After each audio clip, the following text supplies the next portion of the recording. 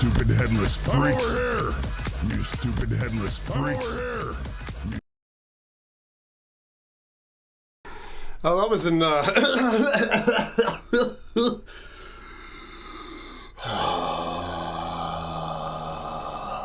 Hello. I'm back. Been a couple of days, and I've been away, but now I'm back. And that is the largest toothy gap. I gotta fix that. That's not, no, we're not starting with the gap. Move, you bastards. Move. Else they'll be on my case all night with the gap. And, you know, as much as I like American retail, feck American retail, man. Feck American retail. So anyway, tonight we're going to be talking about a bunch of different things. We're going to be talking about Valve Index and my first trial with Valve's new headset, which is actually quite interesting. I have a few things to say about that. Pimax as well. I didn't expect to be able to play the Pimax or Valve Index when I went to the Vertigo Games 10th anniversary party. So firstly, thank you Vertigo for flying me out to the Netherlands. It was nice to finally set foot actually on ground outside the airport. I had been there when we were traveling out to Boston. My flight got a bit redirected, and so I ended up in the Netherlands on the way home, but wasn't able to actually go outside or anything, which worked out perfectly for me because my dog chewed a wooden fruit cutting kit that I bought for my kids. And there was like a little wooden knife, which was like perfect, but like the kind of thing like the Amish would make. Like it's really, really crafted. And then the dog just went like, chewed it to pieces. And I was like, well, where am I going to get another fucking wooden knife? So the fact that I was back there meant I could pick one up where I bought the other toys in the first place. So that worked out really well.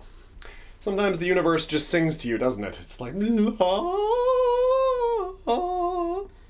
Hey everybody, thank you. Appreciate the kind, the kind words about Zim's dance moves. I use music to get pumped for a show.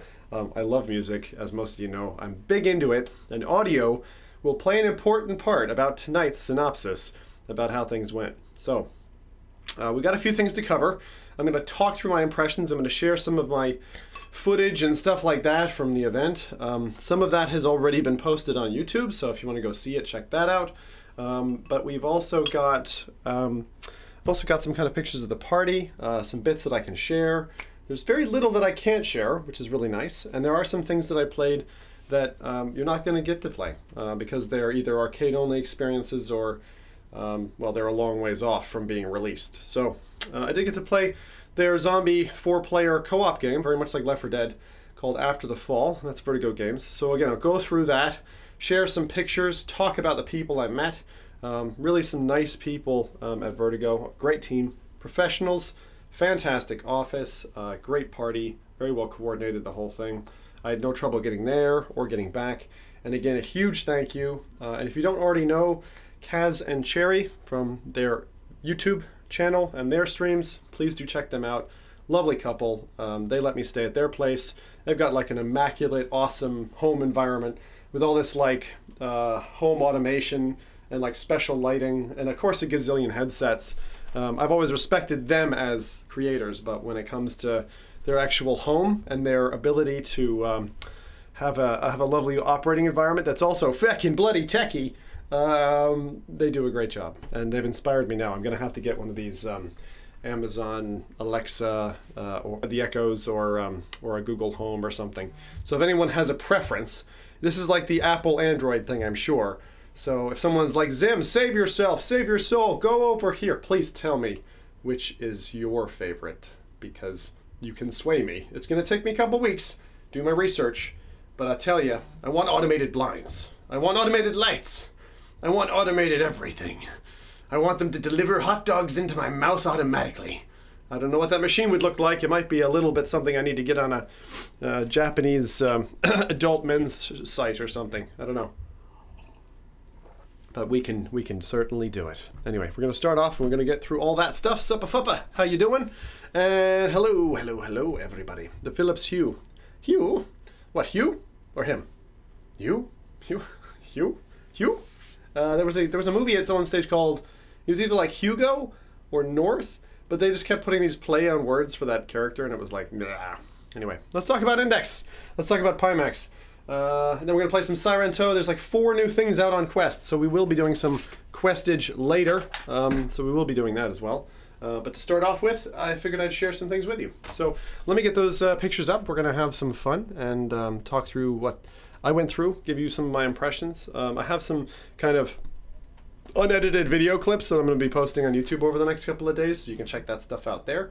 But I'll give you the kind of summarized version tonight, so if you're kind of like, you know, watching back the stream or whatever, you just get like a little summary version. And of course I'll share some photos and stuff like that that you don't normally get to see otherwise. So with that, let me go ahead and get my photos up and we'll sort all this stuff out. I'm going to run a little bit of music just while I'm doing this, and just give me 2 minutes and we'll be back and running with the session. So let's go. Yeah, here we go. You have Google Home. Oh, very good. All right. As I said, give me a moment and get this together. I just got all my pictures on my PC. I'm excited to share it. What have you guys been up to? I look like a hobbit. I'm Hobbitson. Oh yeah. Go, go, Hobbitson. You demand. Oh yeah. This music is about... actually, I'm going to move that. Oh, I'm not feeling that track. Yeah, kind of.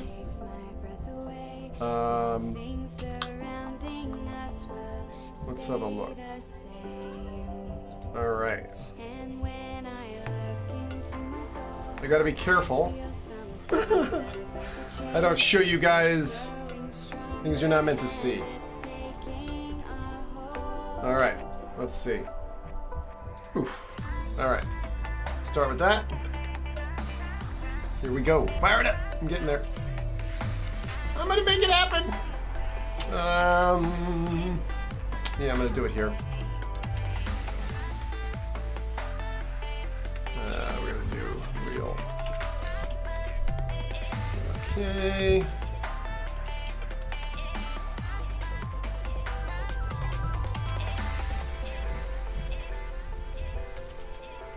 All right, let me see here.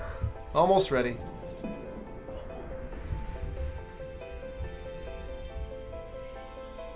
Yeah. I'm just trying to do it so it's like, it's nice. I'm gonna do a nice little desktop capture and then we're gonna continue. Oh, I'm hot though. It's been a hot couple of days. Hot tamales. You know? Alright. Go with this. Let me see. What can I do? Can I fit this? Will this work?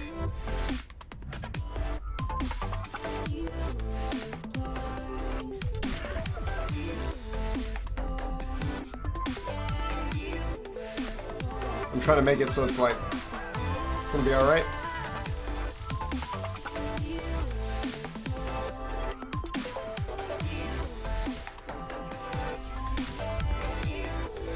Okay, I think we got it.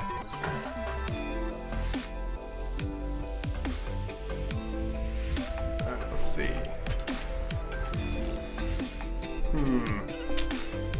Almost.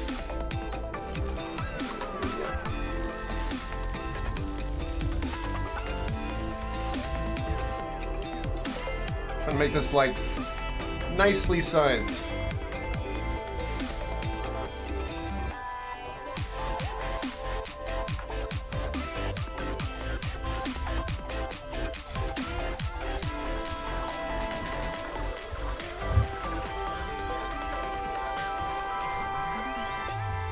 Work it? Almost. Okay.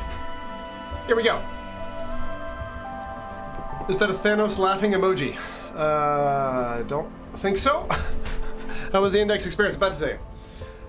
Okay. I'm ready. I think I'm ready. Good. Alright. Got chat. Got everything else working. Let's transition over. Alright. I'm gonna go ahead and go quiet on this.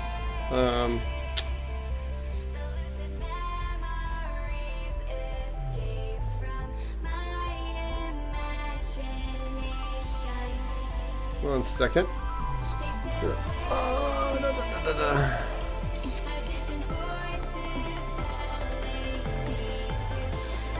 Okay.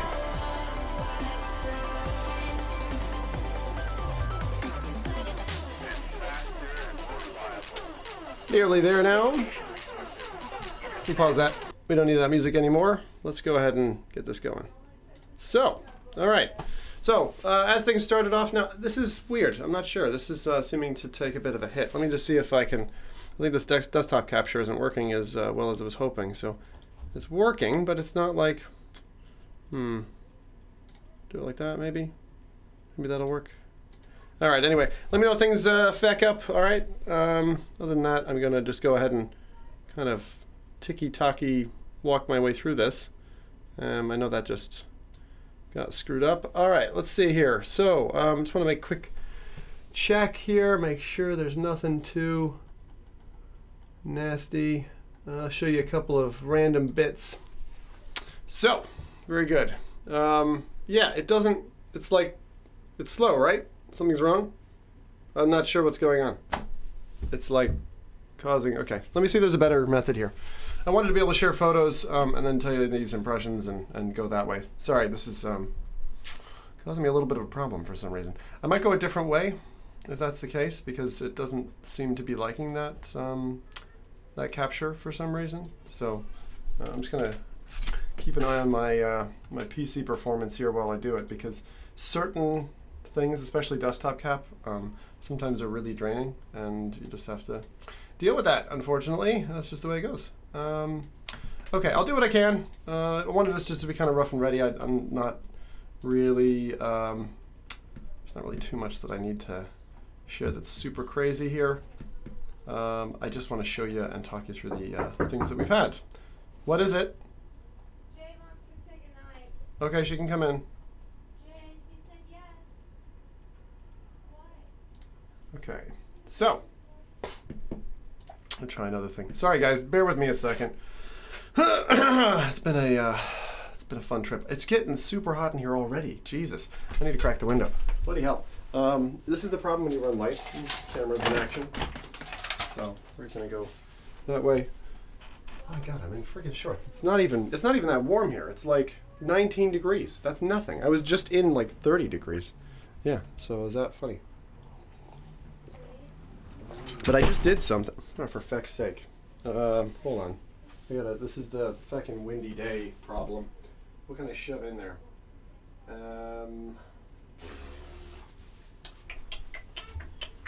What can I shove in there? I'm not sure if she's That's gonna fine, come in. Karen. I don't need to know that. Alright, so, alright. So let's, I'm just having a problem here. Right, so, let me see if I can keep this thing open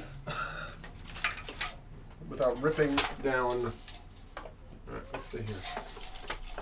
Try to do this in a funny way. Alright, there we go.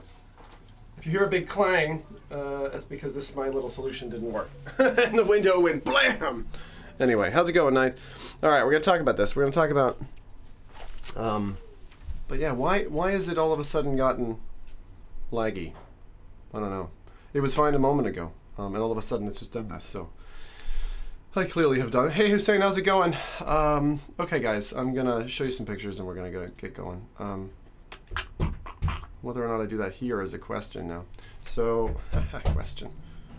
I swear, when Oculus, decided it was Quest or whatever, that was a funny thing. Please stop knocking and just come in. All right, so I'm gonna try to go like that. Okay, good. Jeez, it's windy. Bloody windy. Come on in, Jade, if you want to come in. All right.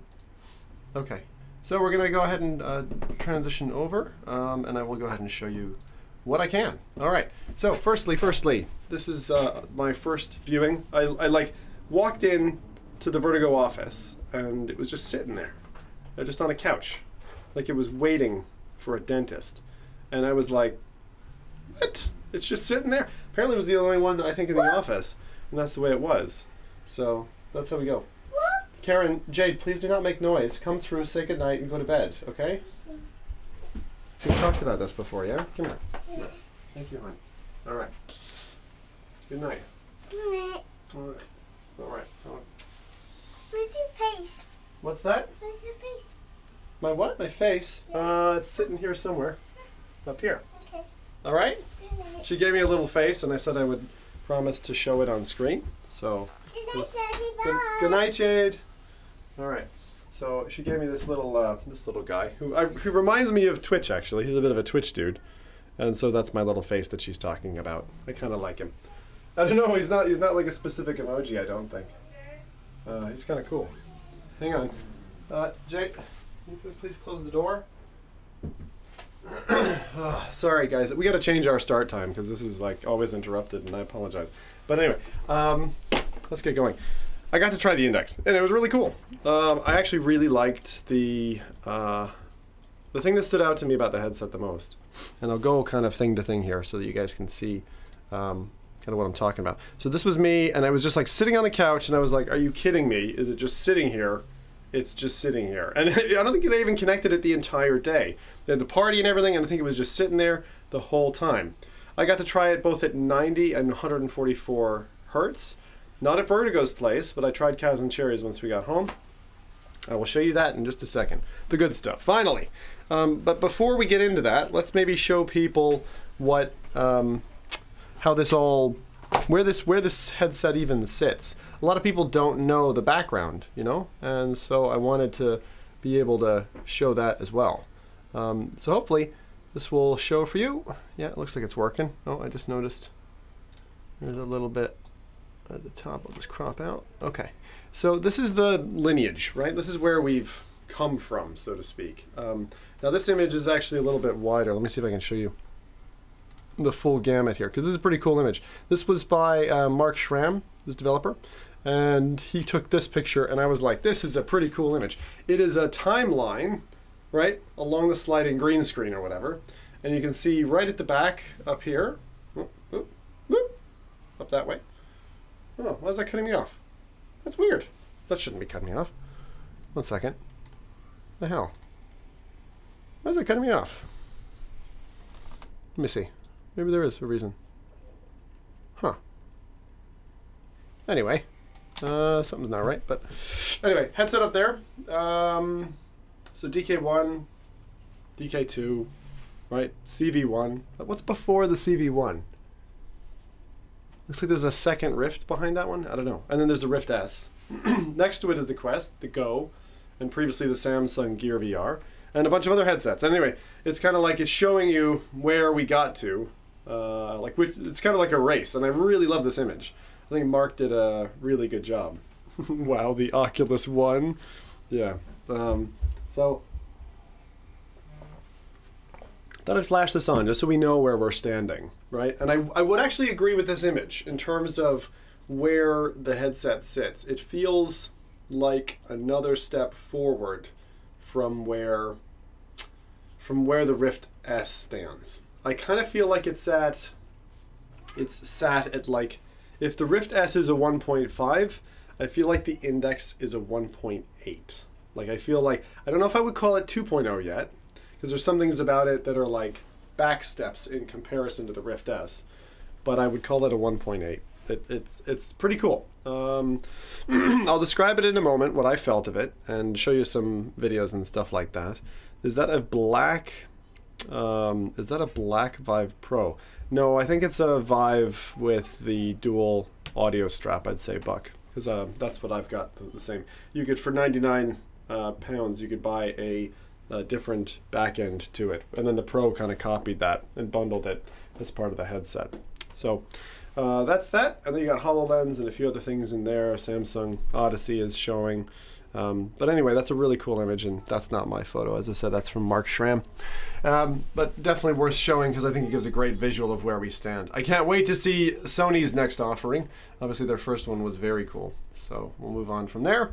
So let me show you what we had. This is going to start, you're going to see some kind of white sides on some of these images. So let me see if I can zoom in here, make this a little bit nicer. So this is the kind of setup that we had. So I got to play after. I'm just going to step through a few things. I'm going to get to the index a little bit later because it was actually after the Vertigo party that I played it. I'm just going to go chronologically for my own sanity. So this is first. So I stepped into this room and they're like, hey, we're going to show you After the Fall, which is a new zombie 4-player game. Now I can't show you images from it. We weren't allowed to capture. I was playing on the Rift S. And let's see what else I can show. As I said, I'm going to step through like a little bit. Let me see if this is anything I can do. Yeah, okay. So this was the office that we were at, and this was the fella who was demoing to me. Let me see if I can just change the little bit of capture here.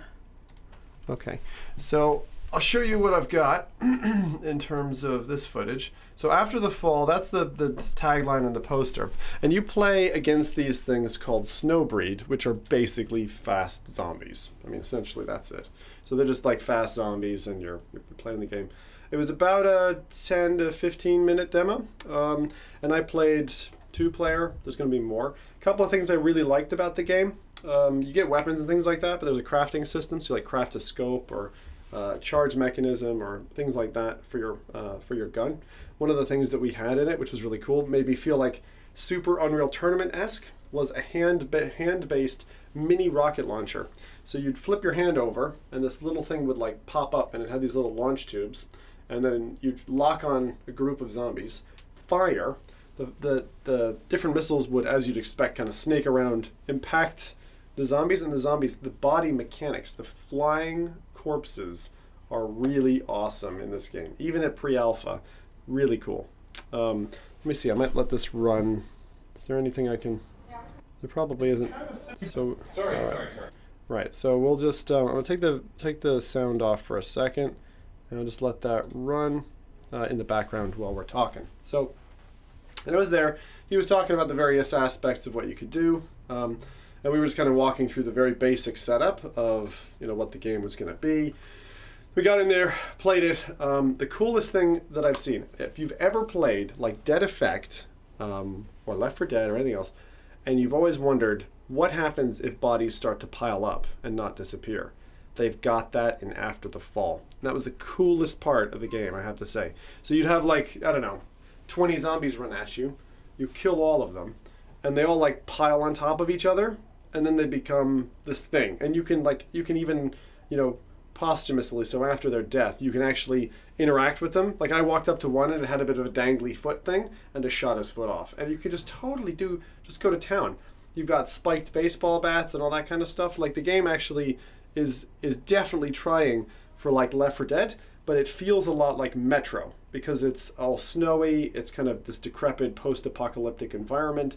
It just feels a lot, let's say, a lot further down the apocalyptic road than like Left 4 Dead.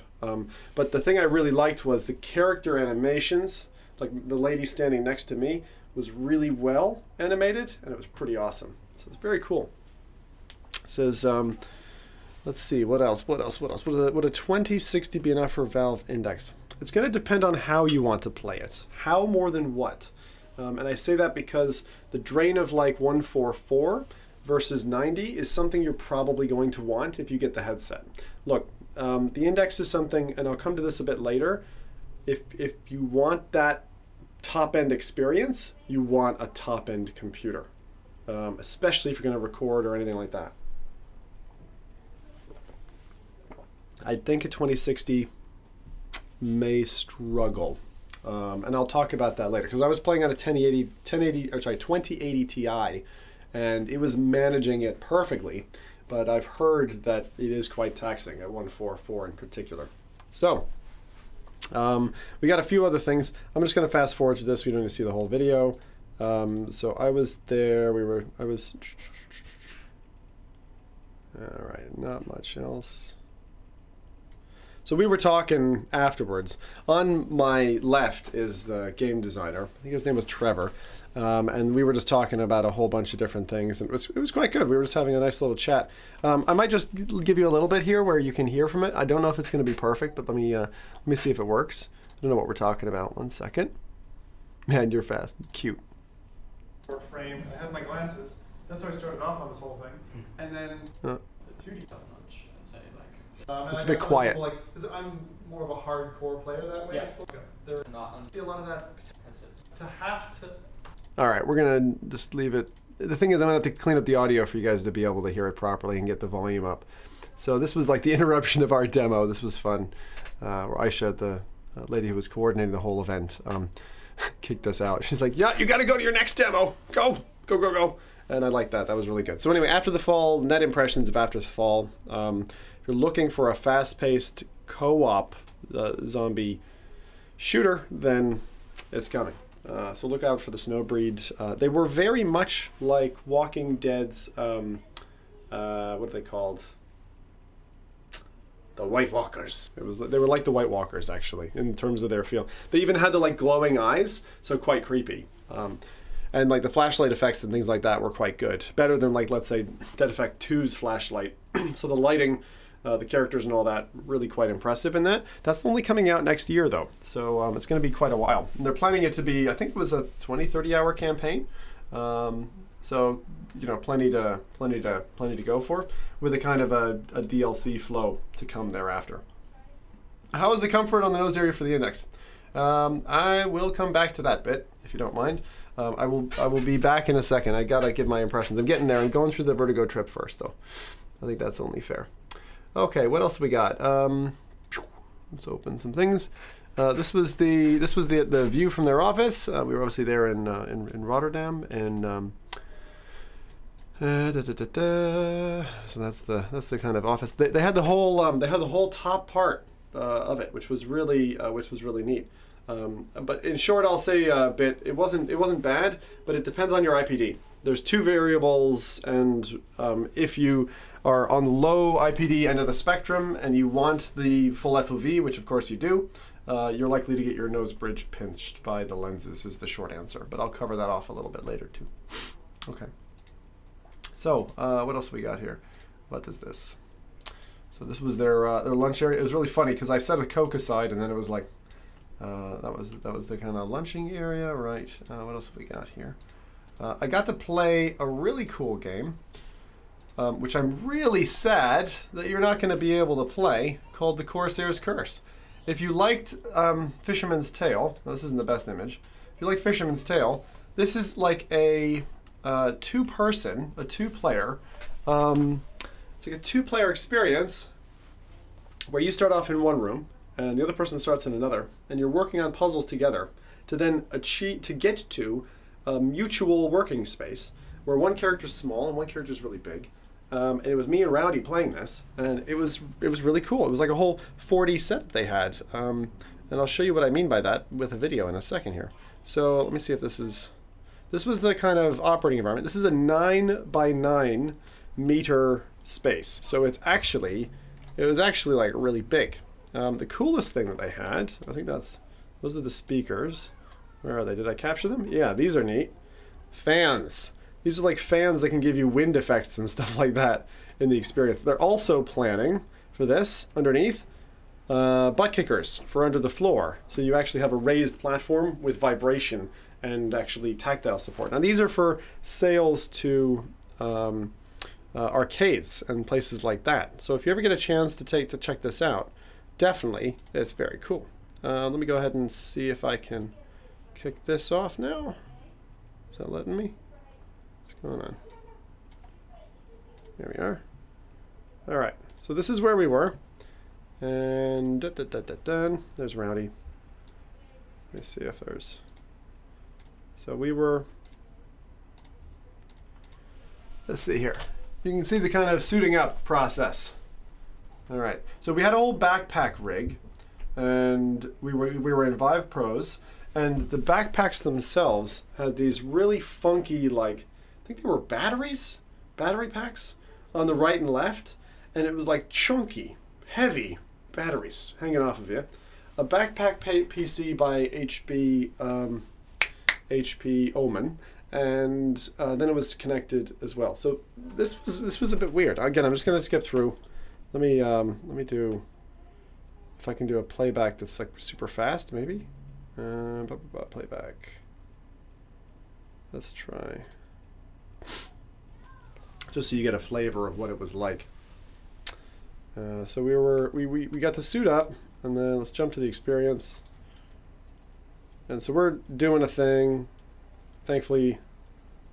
So we're both, so again, we're both kind of playing in these two separate areas. We didn't know if we were in the same area or not. At the beginning, you choose a hat, so there's like an accessorizing part, and you're like in a pirate setting. It all looks really nice. Like again, if you think Fisherman's Tale style graphics, that's really what this was. So again, I'm gonna skip through this, but just so you have a flavor of what I was getting on with. Rowdy and I were flapping about. Now, here's a better example. So so we're doing a thing, and we're trying to solve these puzzles and get like laser beams pointing in the right direction. You had it was like a room escape, kind of a relatively simple room escape, but still the puzzles were decent, and it was like the kind of thing that just we were trying to interact with one another in a way, and like Rowdy was this massive guy, and I'm trying to like create gunpowder, load a cannon, shoot it against a wall, like all this kind of stuff. It was really neat. So I have to say that the kind of setup was a little bit less comfortable than like Void experiences that I've had, which actually had more equipment that you wear. But this was like one of my first like location-based experiences, aside from something like Void that I've done before. And of course the quest thing that we had at OC5, which was Dead and Buried, running around with quests in like in an environment, which was so amazing. That was like my favorite location-based experience so far. But these really give you a really good feeling of how things are going. That's funny because we look like little Ghostbusters as we're moving around. Well, there's probably nothing much I can...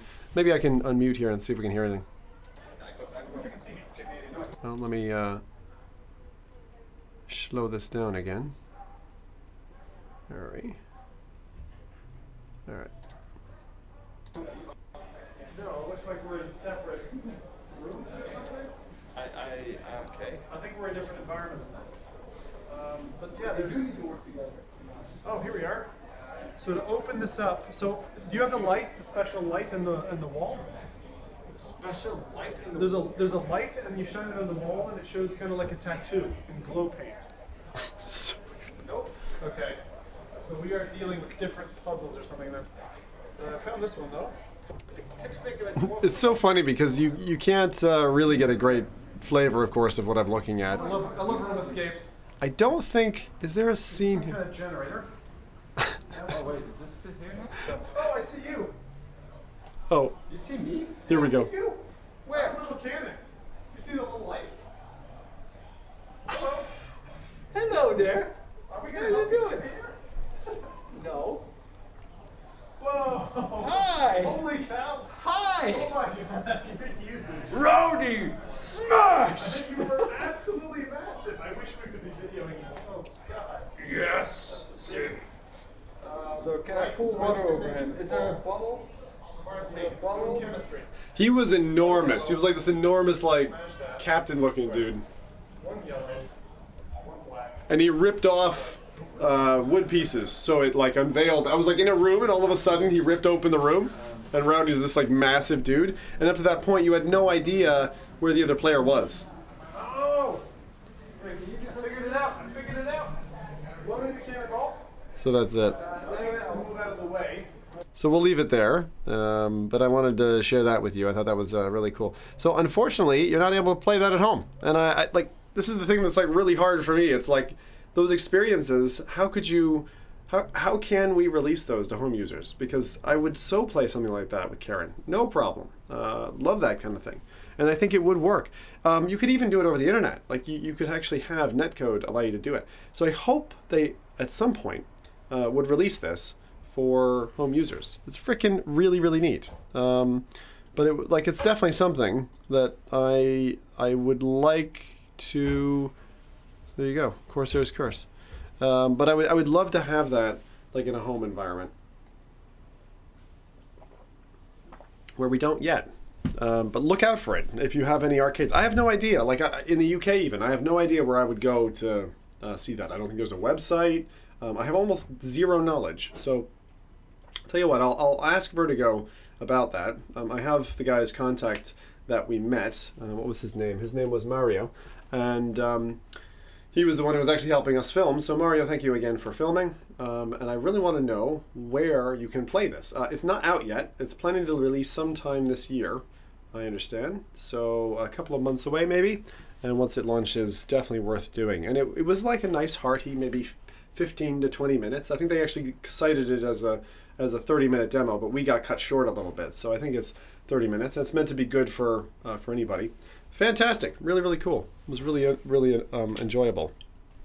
Quest landing is really good. It's a him, Mario. Yeah, Rowdy said that. I was like, that dude, the poor guy, he's been told this like his entire life. All right, let's move on. So that was that. What else do we have? Let me see. What is this? Let's see. Trying to find some good stuff for you. Only the best for my people. Only the best. Only the brightest. All right, where are we now? Almost. So I'm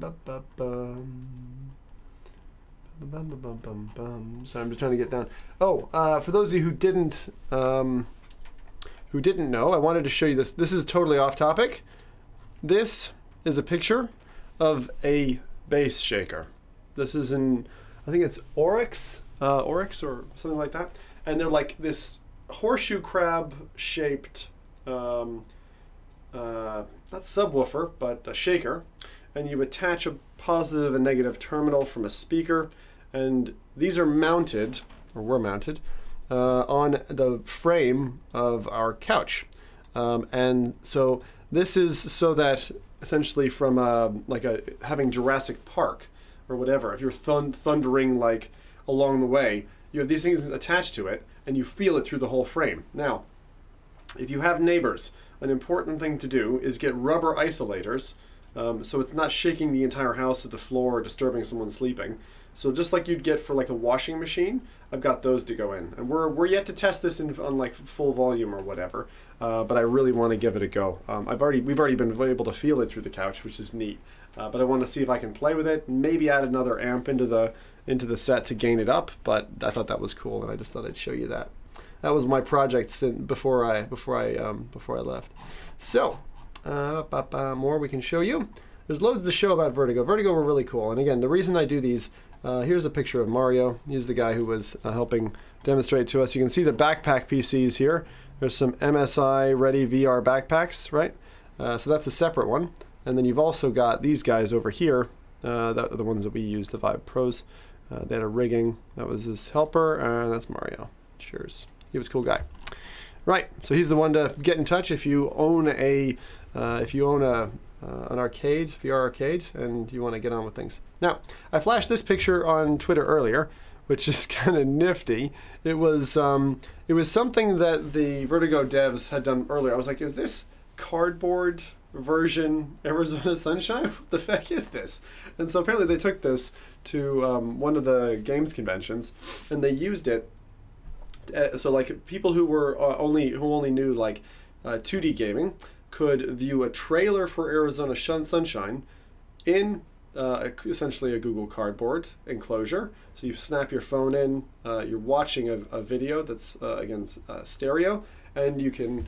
It's 360, right? So you can like move yourself around. Actually, I don't think it was stereo, or was it? I don't actually know. I think it was stereo, but you could get the sensation of VR even if you didn't. But I loved seeing this little box. I thought it was like really cool, so I took a picture. They've got a nice little trophy cabinet with a whole bunch of little things. That was really cool. I like that. What a lovely choice of headset, says Buck, the owner of a Vive Pro. Here's another picture. So this was their boxed edition of Arizona Sunshine, which they had.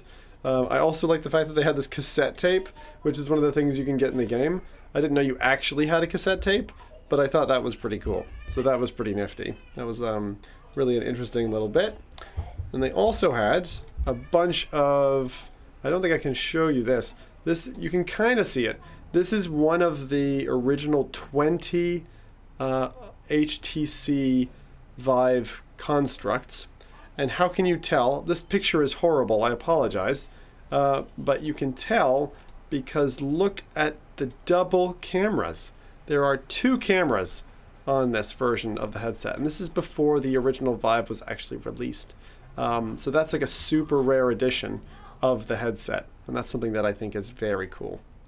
The other thing that we have is they were the winners, or they were one of the partners for Touch launch. So they got this this trophy. You can see there's actually dust on it. It's probably been sitting in there since. And this is one of the things that you can get. You can unlock this in Oculus Home if you have Oculus Home, Rift, or Rift S. So that's kind of cool. All right. Vertigo are a really, really cool team. I really like them.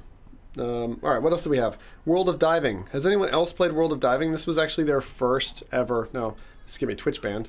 This was their first ever VR game, and they had this little like statuesque trophy of the diver from World of Diving, which I thought was really neat. This is a little like 3D printed thing, and I thought that was pretty cool. So I actually played World of Diving.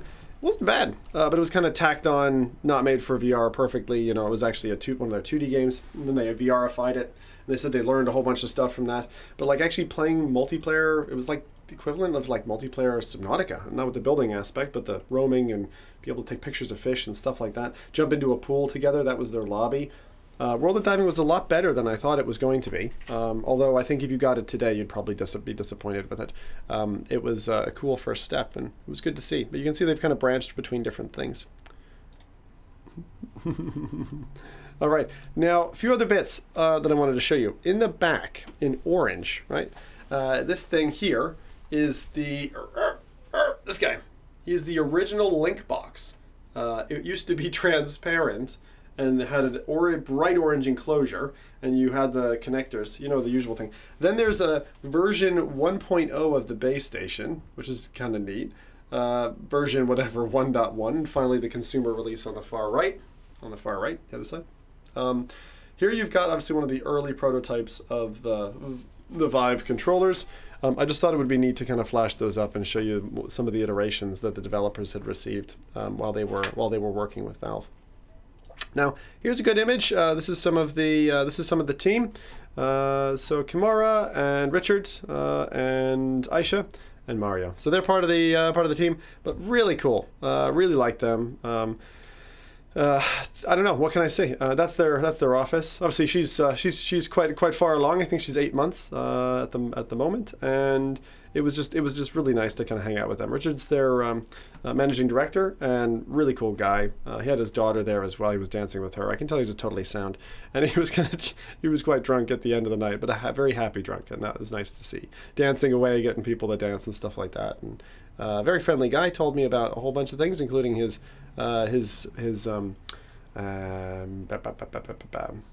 diving and things like that. So one other thing I'm going to show you. Absolutely got to keep in frame. Where are we? Guys, I'm going to check out the Damn DLC, which is an existing extension onto Arizona Sunshine. All right, so this is the Damn DLC again. You're not going to be able to see too much. I think the monitor probably shows it, and I'm not going to go into too much. They had like eight different areas for like large like VR demos and meeting rooms and stuff like that. Like really nice offices in this large tower. I don't think I have a picture of the tower actually.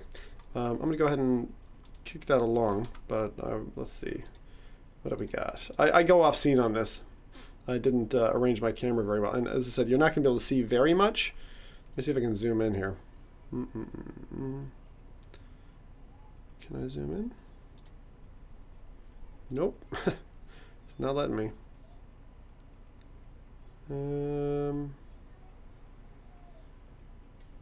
Might be a way I can do it. No, I don't see it. So anyway, I was playing the Damn DLC. You start off on a Damn. It's a different character to the original DLC. Sorry, the original main game. And I didn't really like the voice acting on this character as much. But the Vertigo kind of feeling that you get overlooking the dam was quite good. Obviously, I'm playing there with a Rift S again. Had a little bit of controller tracking problems, but again, it's kind of an earlier demonstration of the same thing. And I progressed along this dam, shooting zombies. Felt very Arizona Sunshine. Not really a lot for me to write home about here. You had 2 pistols. You could shoot zombies. I was getting owned several times. Again, the footage here isn't fantastic, so I'm just going to zip through it. And please focus on the duck. There we go. That's Richard trying to come get me.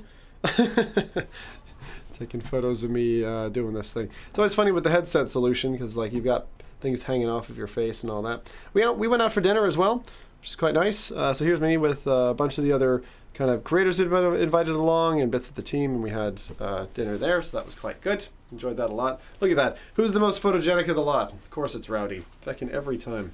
Dude, I swear. But to be honest, when he had his like travel pack, I was like, dude, you carry hairspray in your travel pack? He's like, yeah, I need it. I was like, he kind of looks like Guile from Street Fighter. Hey, Hadoken. So I like going through this. This is fun. It's kind of like just showing you what all happened. Back to the office again for the party in the evening. This is their, like, they have these like prints. That's their World of Diving print. I really thought that was cool, so I just took a quick picture of it. I mean, it's really nice. Some great art assets. Really great art assets. Naughty Zim. Naughty. Now, one other thing that I thought was really weird and cool was their bathrooms use the Oculus logo, and there's the men's. Like, it was kind of funny. It's like, oh, right, that's the men's. And I was like, right. I didn't know. I don't think I took a picture of the women's, just in case someone was to come out. Now, something they had, but I didn't try. All right, who can name this? Well, I kind of gave it away there, didn't I? But this is something I didn't actually end up trying, but it was there. And as cool as it looks, I'm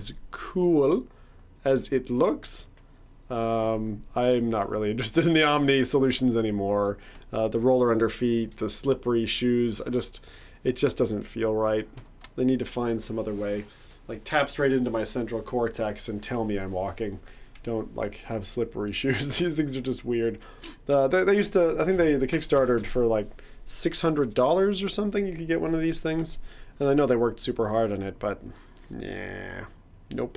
Yeah, it's more like a baby walker, especially when you like strap into it. It's one of those. So as the Vive owner, can I not use the toilet? That's a good point, Buck. I don't know. Well, I think they're sponsored, at least in part, by Oculus, I guess. Or maybe they just decided to use those logos. I don't know how it works. This is Hugon. This is Carlos from basically the largest VR channel in Spain. Really cool dude. Did not know he was as crazy as I am. He was out partying until like 6 a.m. that night. It was mad. And he's like, yeah, I just got home. I'm like, fuck it hell, dude. Jesus. You really did go all out. I didn't have the stamina to do that because I hadn't gotten that much sleep the night before. But as you can clearly see. But that was fun. So that wasn't taken in the corner of their office. What else have we got here? Well, that's us with the ladies as well. This is us having some drinks. Again, it was a great party. They just like it was just kind of chill. Rowdy's freaking crazy as always. Look at that. Those are the ladies I stayed with. Cass and Cherry, as I said, check out their channel if you haven't before. Some awesome gals. It's great like seeing like components of the VR family and continuing to kind of come back to them and all that stuff. Here's a short video. There we go. Some of you will have seen this already.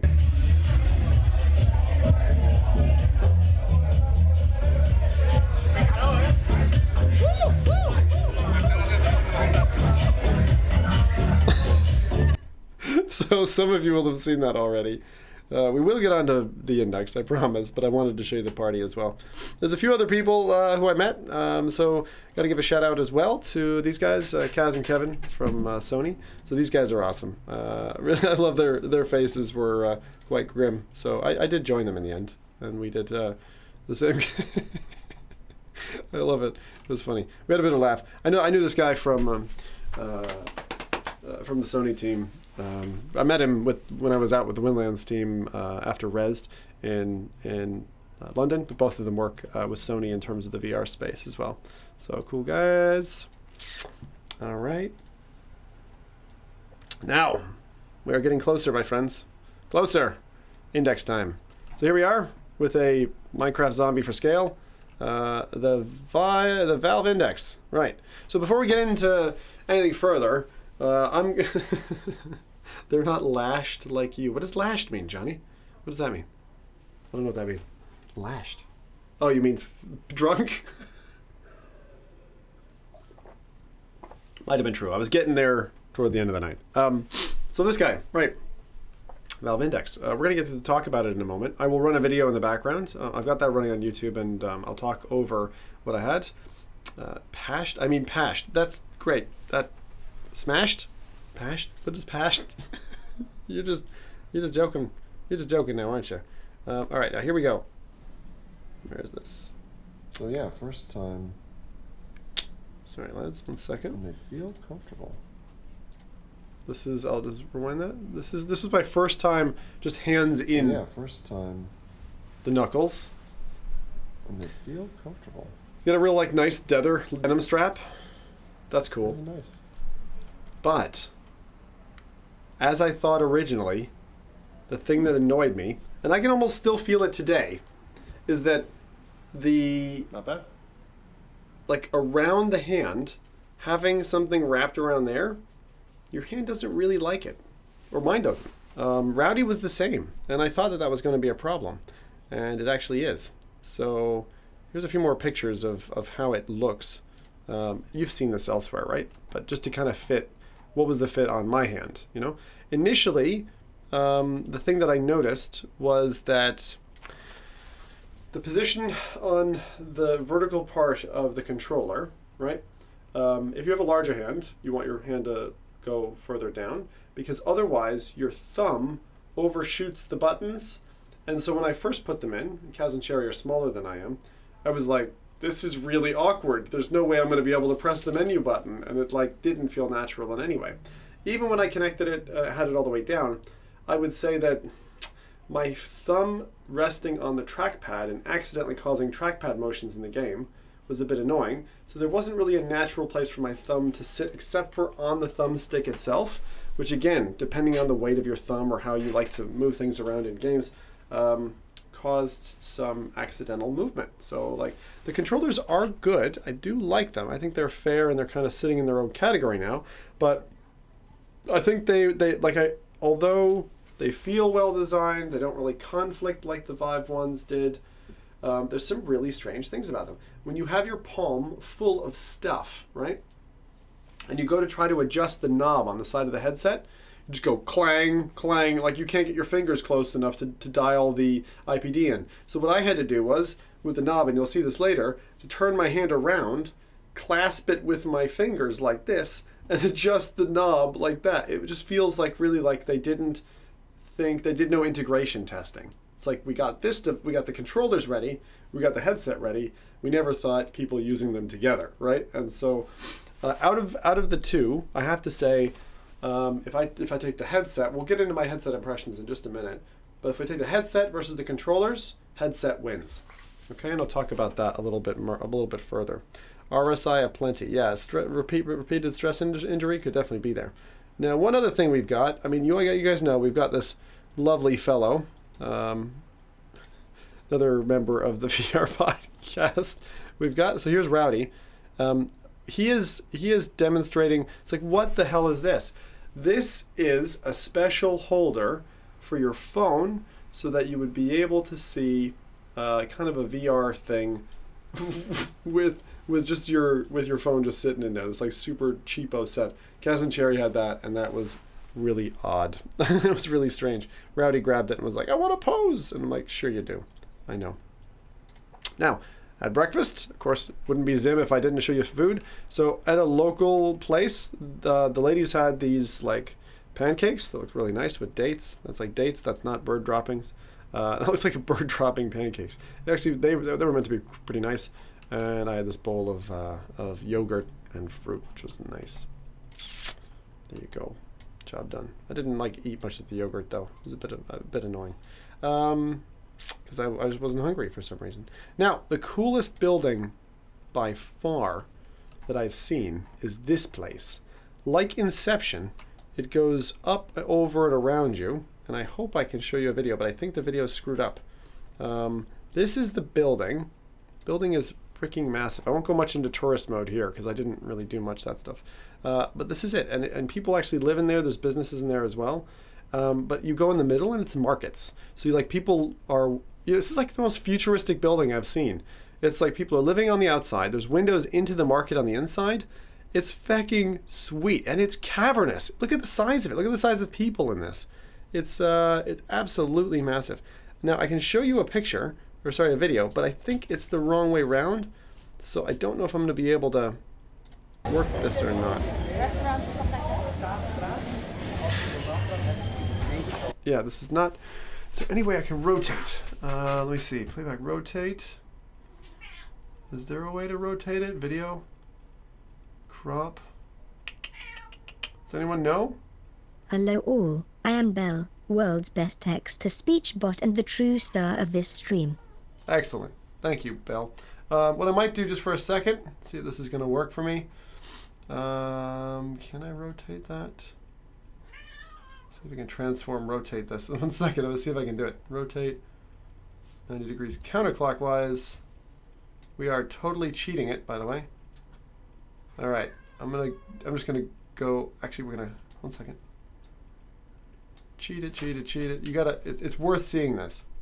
So I'm cheating it for your benefit. Here we go. This is the coolest structure. Restaurants and stuff like that. Massive.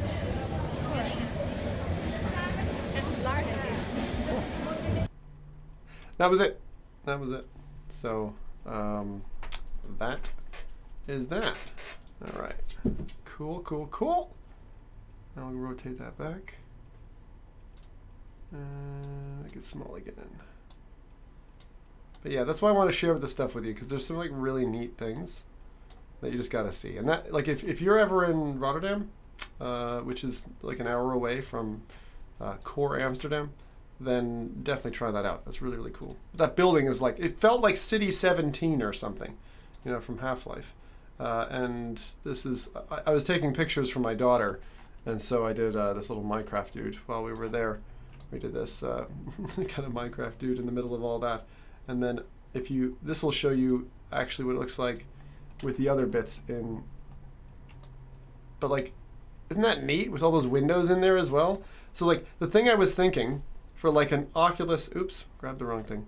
The thing that I was thinking that would be really cool would be if you walk in there, right, and you look up, and every single window, someone's playing Beat Saber, you know, all in different outfits and stuff, and you're like, oh my god, like it would be so neat to have, like, if they could capture that in an advertisement, I thought it would be really neat. But that place is like very cool. Anyway, I had to show it to you because of that reason.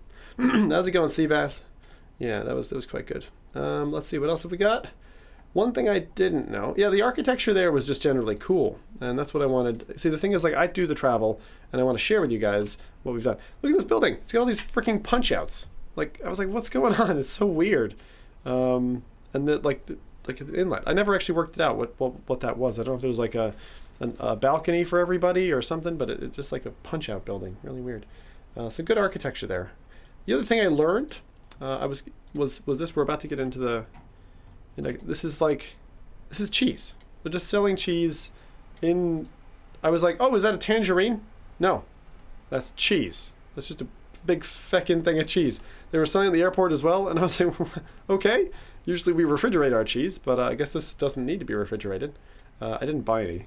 You know, there you go. Holland's finest cheese. That's just in a supermarket. I'm just selling cheese. That's it. I thought I'd show, again, sharing my learnings. Now, something I was kind of going to do as a joke, and then decided not to, was I was going to be like, oh, the index fecked up my hand, and look at this. This is horrible. Look what it did to my hand. That was just shopping. That was just the shopping bags. I was going to post it, and I was like, that's not nice. Let's not do that. Right, let's see here. So, on with it.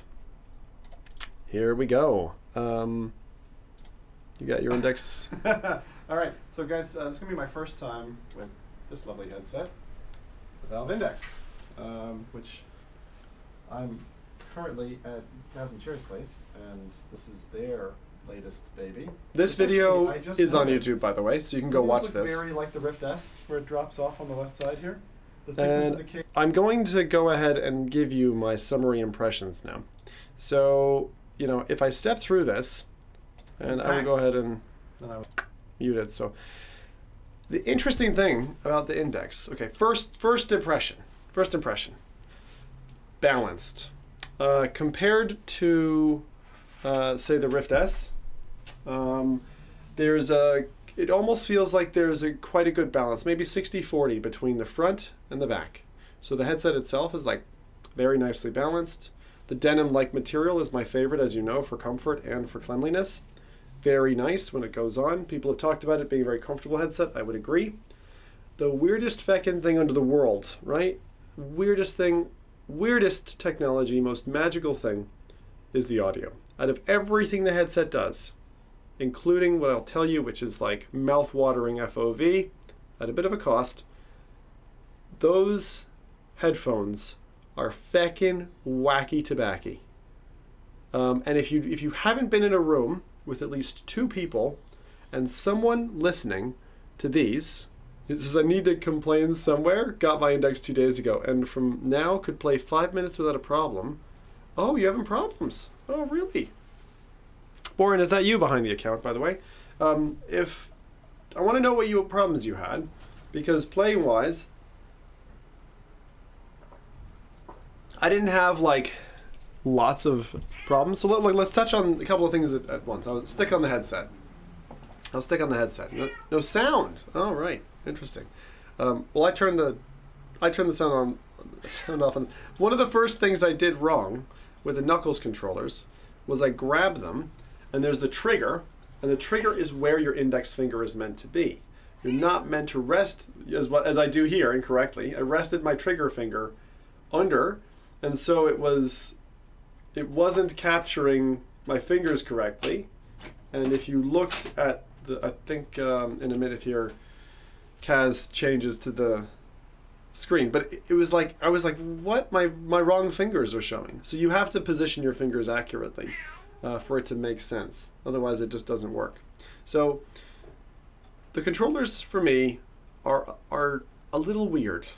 They're a little weird. Like, I think I would, although you get used to them in like half an hour or something, I kind of feel like that feeling gripping around your hand is something that I probably wouldn't like after a while, and I would just start using something more comfortable.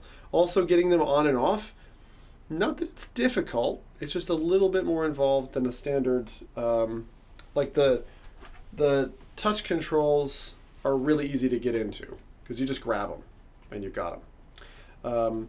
And this whole kind of concept of I'm holding it but then I can let it go, for people who have multiple headsets, is going to start to be a problem because you're going to have muscle memory where you're like, oh, I can just throw this. And then you're going to chuck a controller when you're, using your Rift or whatever. So I think it's a bit odd, It's a little bit odd. The fact that you have no sound is really weird, ProTube, and also welcome. But I just thought that was interesting. So for the actual headset itself, one design feature that I thought was interesting with the frunk, which is that middle bit, and the passive cooling out the front, with the plastic shield in front of it, it doesn't really give enough airflow to clear the heat. And so here's me playing away in Steam Home, and the finger tracking was pretty accurate once you had your hands in the right places. It wasn't perfect, but it was pretty accurate, and it gave you good hand presence. Do I care about hand presence that much? Really not. So I'm not surprised. I mean, the controllers to me are not like super amazing. They let you do something different.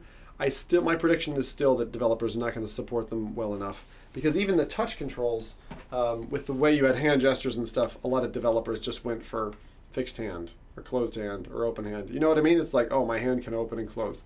And they didn't go into the due diligence detail of like finger tracking. But anyway, so I was playing away with this. The thing that blows me away with the headset, there are 2 aspects of this headset that are like fecking awesome, okay? The audio solution.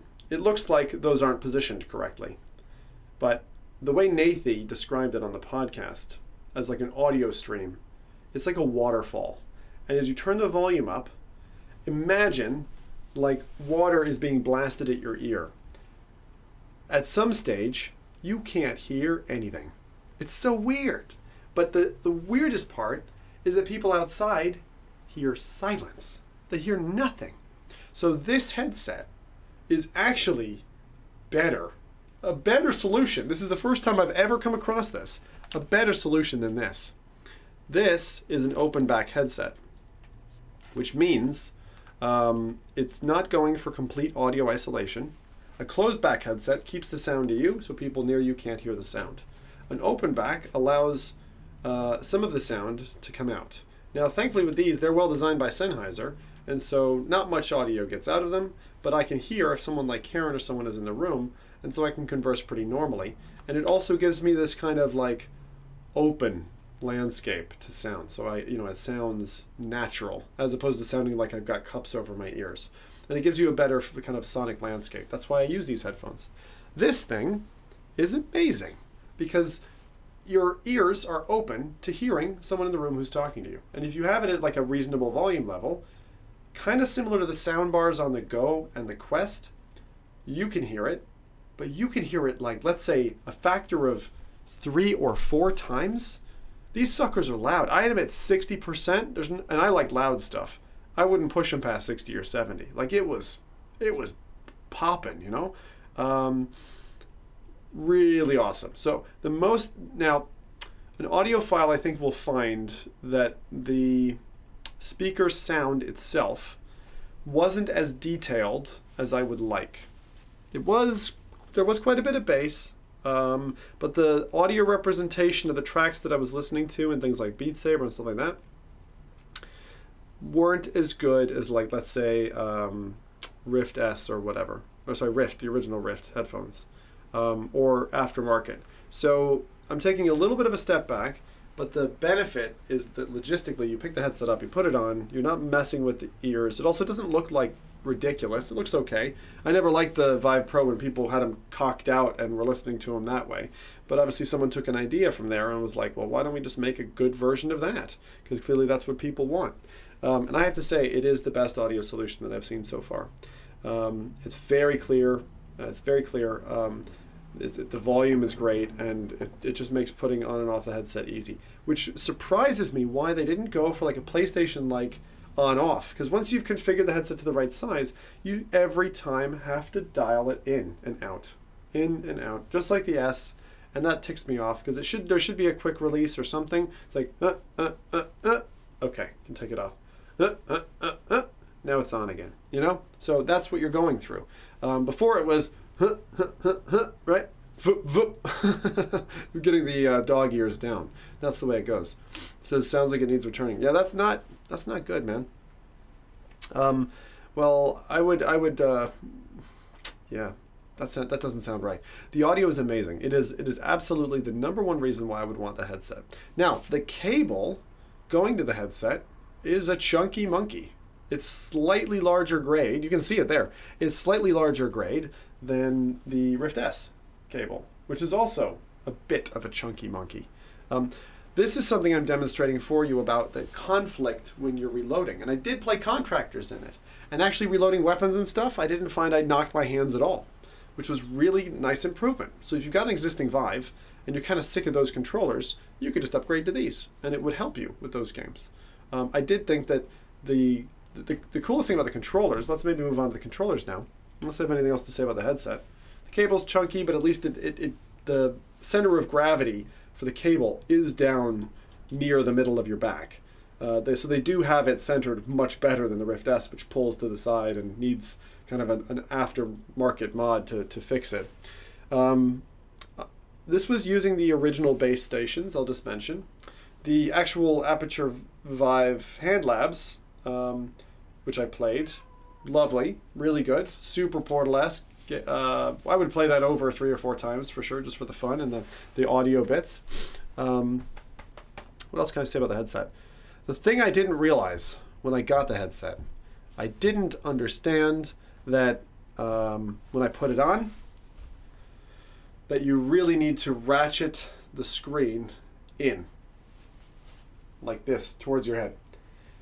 The annoying part, the screen itself, the lenses are just a smidge bit bigger than on the Vive, same shape and all that, and they move left and right, in and out. And when you have them on, I was like, oh yeah, FOV's like PSVR. Like, it's pretty good, but you know, it's still a big circle. Most modern headsets, big circle, right? And I was like, oh yeah. And then Kaz is like, no, you got to bring it in. Like, use this thing over here and bring it into your head. And I was like, what? Let me see if I can find it here, because it was kind of interesting. Let me see.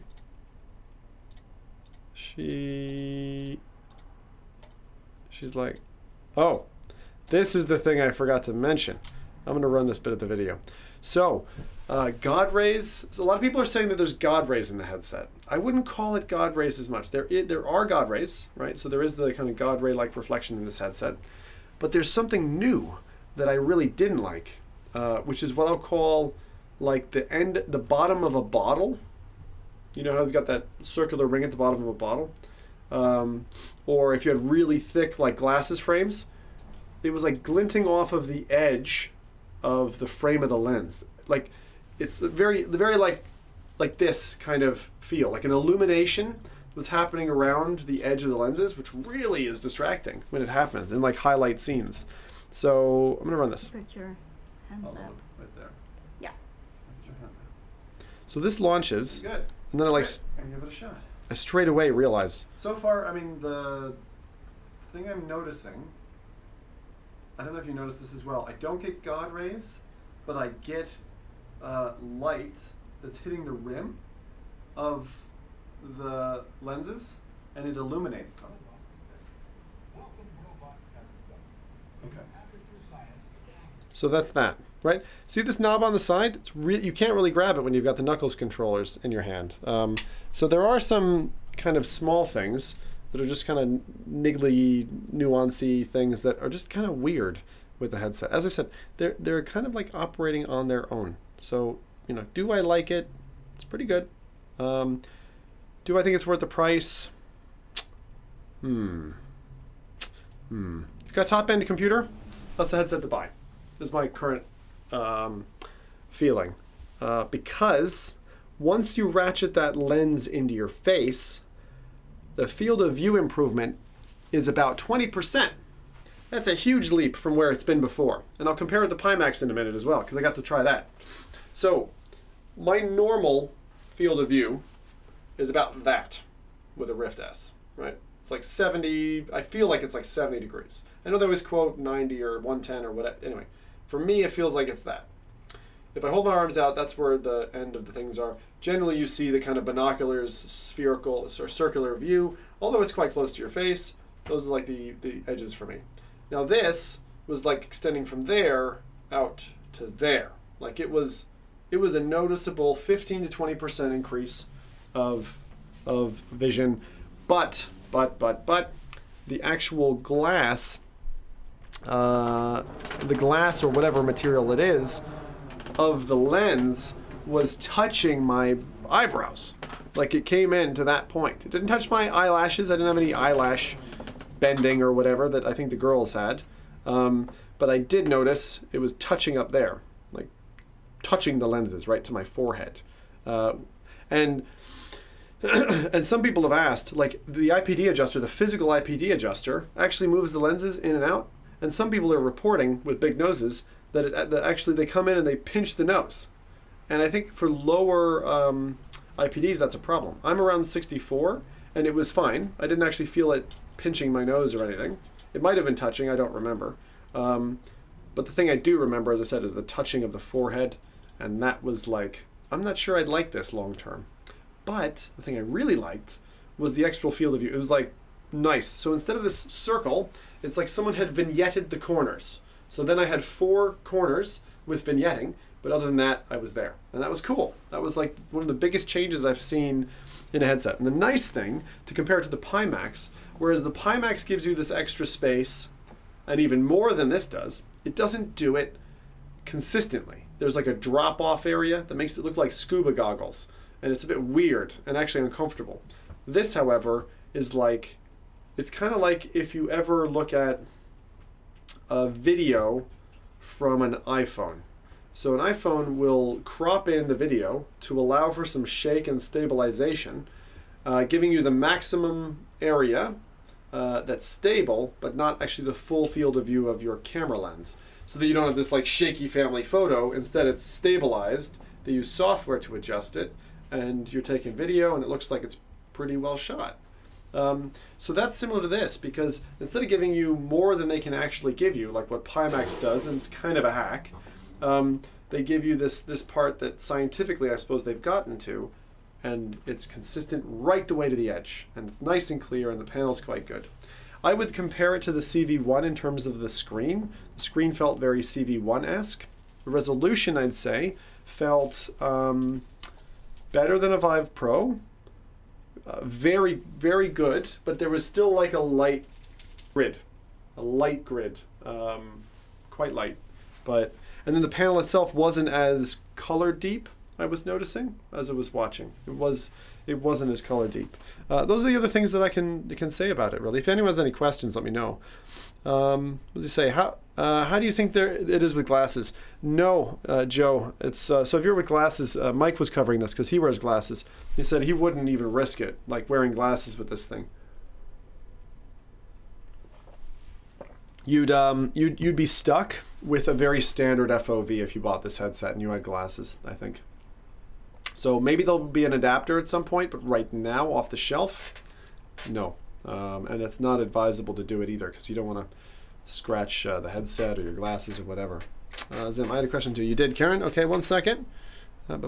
Sorry, I know I'm missing a few things. So the knuckles, you don't have to hold. How secure are they? They would not come off. But it's a real balancing act, because you have to kind of rubber band strap it to your hand enough that it won't fly, and not enough. Like if I was squeezing your hand, there'd be a point where you would like, stop, Brad.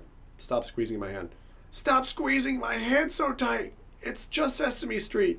But Count Dracula might come out of the bin again. So there is definitely something to be said for kind of your stamina in terms of this part of your hand. It's not normal. It's not a normal thing to have a rubber band around there, basically. So if you can stand having a rubber band around, that's what I'd say. If you bought an Index, if I can wear a rubber band around that part of your hand, just get used to that feeling, Because what Rowdy had, which I had actually in my second demo of this, was when you pinch down like nerve here, your fingers start to tremble in a really weird way, like that kind of annoying, like my muscles too tired way. And so that it just wasn't great. Now again, generally speaking, I'm happy with the controller. I think it's well implemented, and it is its own category of controller. Would it be my controller of choice? No, it wouldn't. I still prefer the touch controllers, okay? Even the first generation CV1 ones or the new ones, I'm kind of, either one is fine, but these are what I like the most. And I don't really need the additional finger presence right now. I just don't. There's not a reason. I'm not convinced yet. Boneworks certainly hasn't convinced me that that's something that is going to make me want to spend twice the money on the headset. So out of everything, audio solution is amazing. It's really cool. You got to see it to believe it. You're not going to believe me. I didn't believe it. It's like, it's not silent. You can hear it, and it's like, fucking hell, it's silent, and I'm hearing like proper loud music, and you can hear nothing. So weird. So weird. If you listen back to the video, by the way, the speakers on the desk were playing so that you could hear a little bit of the Aperture Science Lab. There was literally nothing coming outside from these things. It's so directional, and they're flat drivers in the headset, so they're just kind of directionally are streaming into your ears, which is really, really nifty. Yeah. So it says okay, so good. So what else have we got to say about these things? Controllers. I like the controllers. They're way better than the Vive trackers. The trackpads work great. The analog sticks are the right size, the right placement. The buttons are good. The menu buttons, if I was to compare, I like Oculus's menu button solution, which is a raised button, but they have an option for a long press so that in games like Beat Saber you don't interrupt yourself. On this one, it's a tiny little reset button that's recessed into the controller. I don't think I have a picture of it, otherwise I'd show you. And like you have to kind of like crane your thumbs, or more often what I found myself doing was using one to press the other to bring up the menu. So that's your menu and your positional reset and things like that. Yeah, I wasn't very happy with it. I wasn't very happy with that. Some people like it. I know Kaz preferred it that way, but for me, I was like, that's just a little annoying. So a little bit of a step back in that. Display otherwise was all right. Coming out of the display after having had it ratcheted on my forehead, even after 10 or 15 minutes, I had sweated physically on the lenses themselves. So again, a little bit annoying. The actual cover itself is mounted to plastic and a facial interface that can come off, so you'd rinse it in the sink or whatever, but you still would want something like a VR cover. I think an existing VR cover that you have would work with that interface, no problem. It's just the standard kind of shape, so no issue. Light leakage is very similar to the Rift S. It's very good, actually, at blocking light out, which means that if I got this, I would be having trouble with reading chat, because I nose peek. So I'm the one sitting on the other side of the fence that's like, I want a little bit of a nose gap. But it's actually a really tight fitting, I found. Those are the main things, I think, to say about that guy. We will be playing games in here in a bit, but that's the kind of flavor of what we did with the Index. If anyone's got any other questions, then let me know. But that's pretty much it. Comfortable, great audio, bigger field of view than I've seen consistently performing in any other app. Great stereo depth effect. There was actually a part in the Aperture Hand Lab demo where I was like, oh shit, like I felt like I was gonna fall because it was so tall. And to contrast that against the Pimax I felt like stereo depth was like not represented correctly. So I've got some more comments about the Pimax in a moment. I wasn't completely disappointed with the Pimax. I wouldn't buy one, but Sweet Spot was fine. Yeah, it was a little bit higher. I feel like you had to put the headset down a little bit more. I wouldn't say it's equivalent to the Rift S. The Rift S has quite a wider sweet spot, but it was fine. I didn't have an issue with it. Some other people have reported some problems, with that book. So in terms of sweet spot, but like again, if you were considering upgrading from a Vive Pro to this, you could probably just do the headset. I'd be saying. Oh, sorry, I didn't even talk about the refresh rate. Holy shit! So initially, I started off with 90 hertz, and it was like, all right, this is pretty good. You would think that playing Beat Saber at a 144 hertz, the thing that you would notice the most is like blocks sliding to you are so smooth. I would say that it feels like time is slowed down just a little bit because you're getting more tracking information into your brain in terms of blocks coming at you. The thing I really noticed, and Kaz was the same, at 144 hertz running, with only like 2 millisecond lag or whatever showing in the Steam tracker, text was very legible. Like it felt permanent, like it had been there for years and you were just walking up to it and reading it. It wasn't like furry at the edges or jaggedy or anything. It was just like, boom, that is text. Almost like a vector graphic. So that's the thing I liked the most about the 144. I played it in Contractors as well. The thing I noticed was with a full-size rifle in hand, as I was swinging it back and forth, like it really felt there. It really felt present. And so my brain was getting tricked by this resolution to say that this isn't just a virtual item. This is a physical item. That was cool. So it's better than ever. There we go. What else? We said, did you ever have issues with your fingers laying on top of each other when closing your hands and it not tracking them right? Laying on top of each other, I didn't really have. I certainly had my hand positions in the wrong spot, and I would say that I had enough time with it to assess it, but I don't think I had enough time with the controllers to assess if I had any major issues. As I said, it wasn't perfectly tracking my fingers, and because you need to find where your fingers are supposed to sit, I think it would take you a little bit of time to get that. So swapping between players might be a little bit difficult, but aside from that, I don't think it's going to be a problem. Like it was really good tracking compared to things like not Leap Motion. What am I thinking of? The little Magic Leap? No, Leap Motion. Yeah, Leap Motion. Compared to Leap Motion, it's like bounds ahead of that. It's like near perfect finger tracking. But I noticed it wasn't perfect. It wasn't perfect. Like sometimes I'd have these fingers up and it would show 2 or whatever. It wasn't like so. Until you tweak and refine and get used to it, I think it's not going to be perfect. And then at some stage you'll be like, okay, I'm fine. It probably will only take you an hour, was my assumption. But otherwise, pretty good. Yeah, I think I didn't use the sweet spot the finger tracking sweet spot. Thumbstick placement was good. I like that you can disable the trackpads, but the do I have somewhere to rest my thumb wasn't, I didn't feel it was catered for by those. So I always felt a little bit weird holding these controllers. As I said, I could get used to it, but that's it. This video, by the way, is up on YouTube, so you can check that out at, I'll give you the address.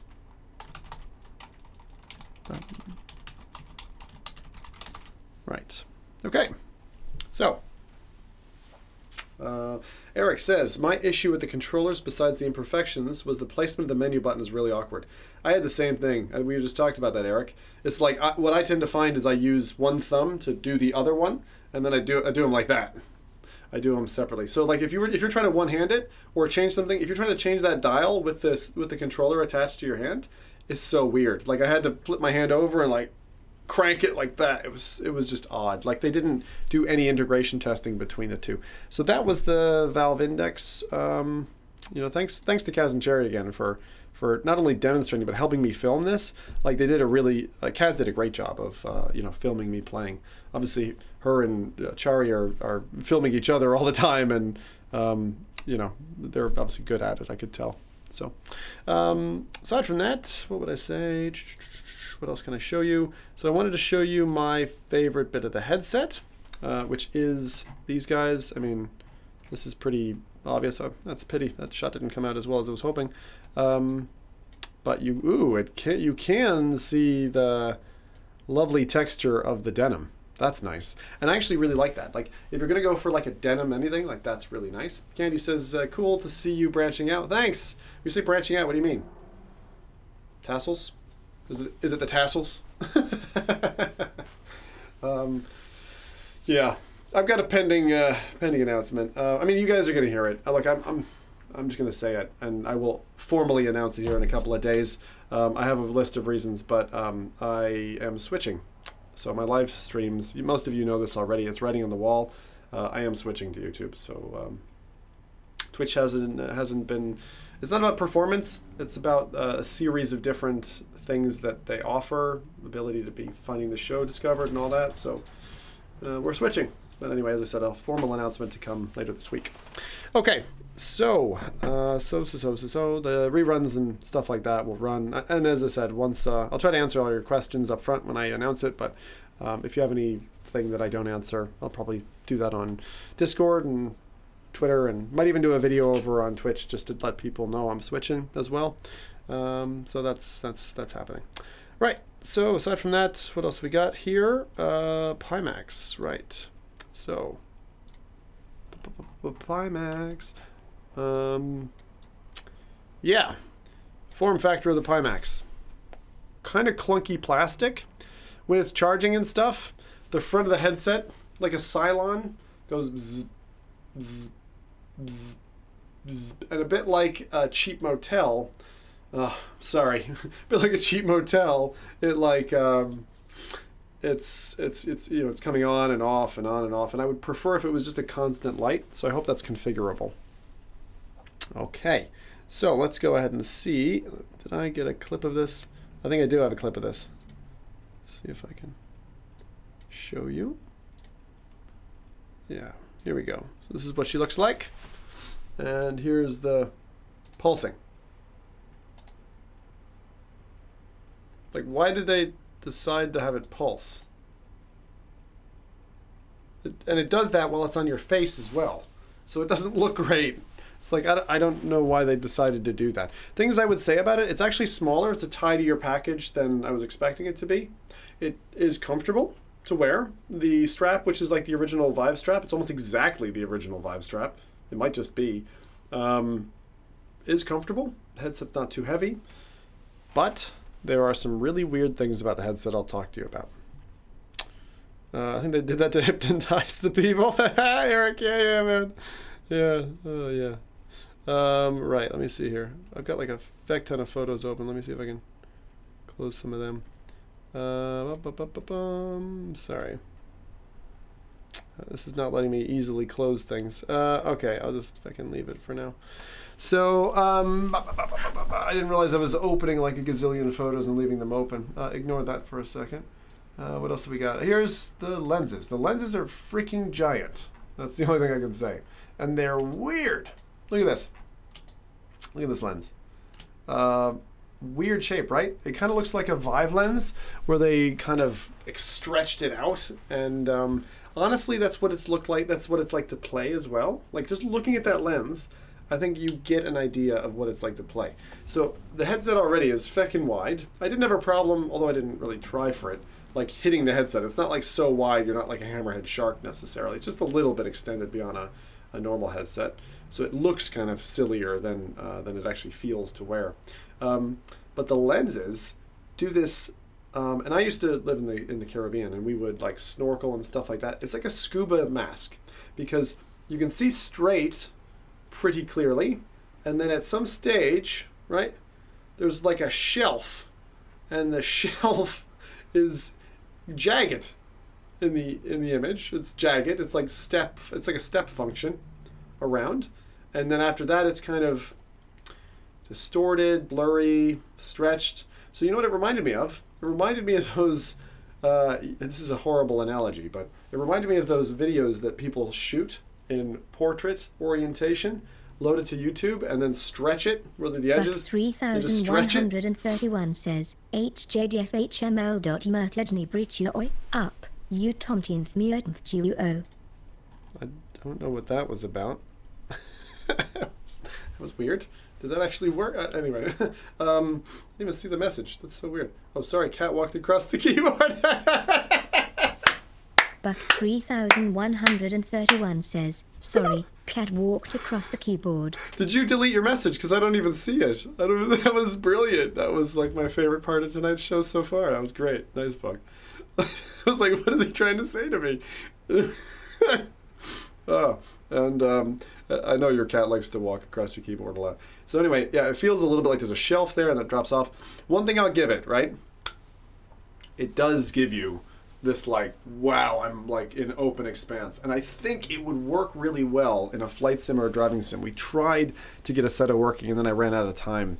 So I wasn't able to try it. But I'll bet that's the reason why you would want this headset. I really do think so. I think so that it would work pretty well driving when you don't really need the detail on the peripherals, but it still gives you that like sense of speed. That said, the stereo depth effect of this headset was quite lacking. I was not happy with the stereo effect. It was like, let me see, what have I done? Yeah, you can look at this. Look at the size of the lenses. Like, and this is a kind of a wide headset. It's very like, it feels like it bled or it like melted out, like it melted outwards, and that's the way it worked. You might be on top chat instead of live chat. Oh, I probably am. Oh,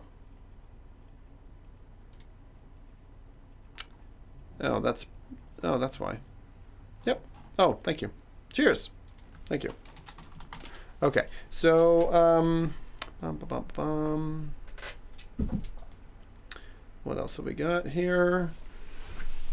Oh, how does this appear in Steam Home? Or whatever you want to call that. Like this. This is the symbol you get. You get this little Pimax symbol, which some of you will have known. I didn't know this, and I thought it was kind of cool. So I was like, hey, that's what it looks like. You get the standard base stations, right? And 2 controllers. The controllers are actually, because at the moment the index controllers show up that way. They don't actually show up legitimately. Now there's also a Pimax tool, which we had used. Okay, so it's the Pimax 5K Plus is what I was using. Yeah, and I didn't really use this tool much. Char did. There's supposed to be some problems a little bit with the mapping of this with the index controllers, but that's how I used it. I used it with the index controllers, and it did work.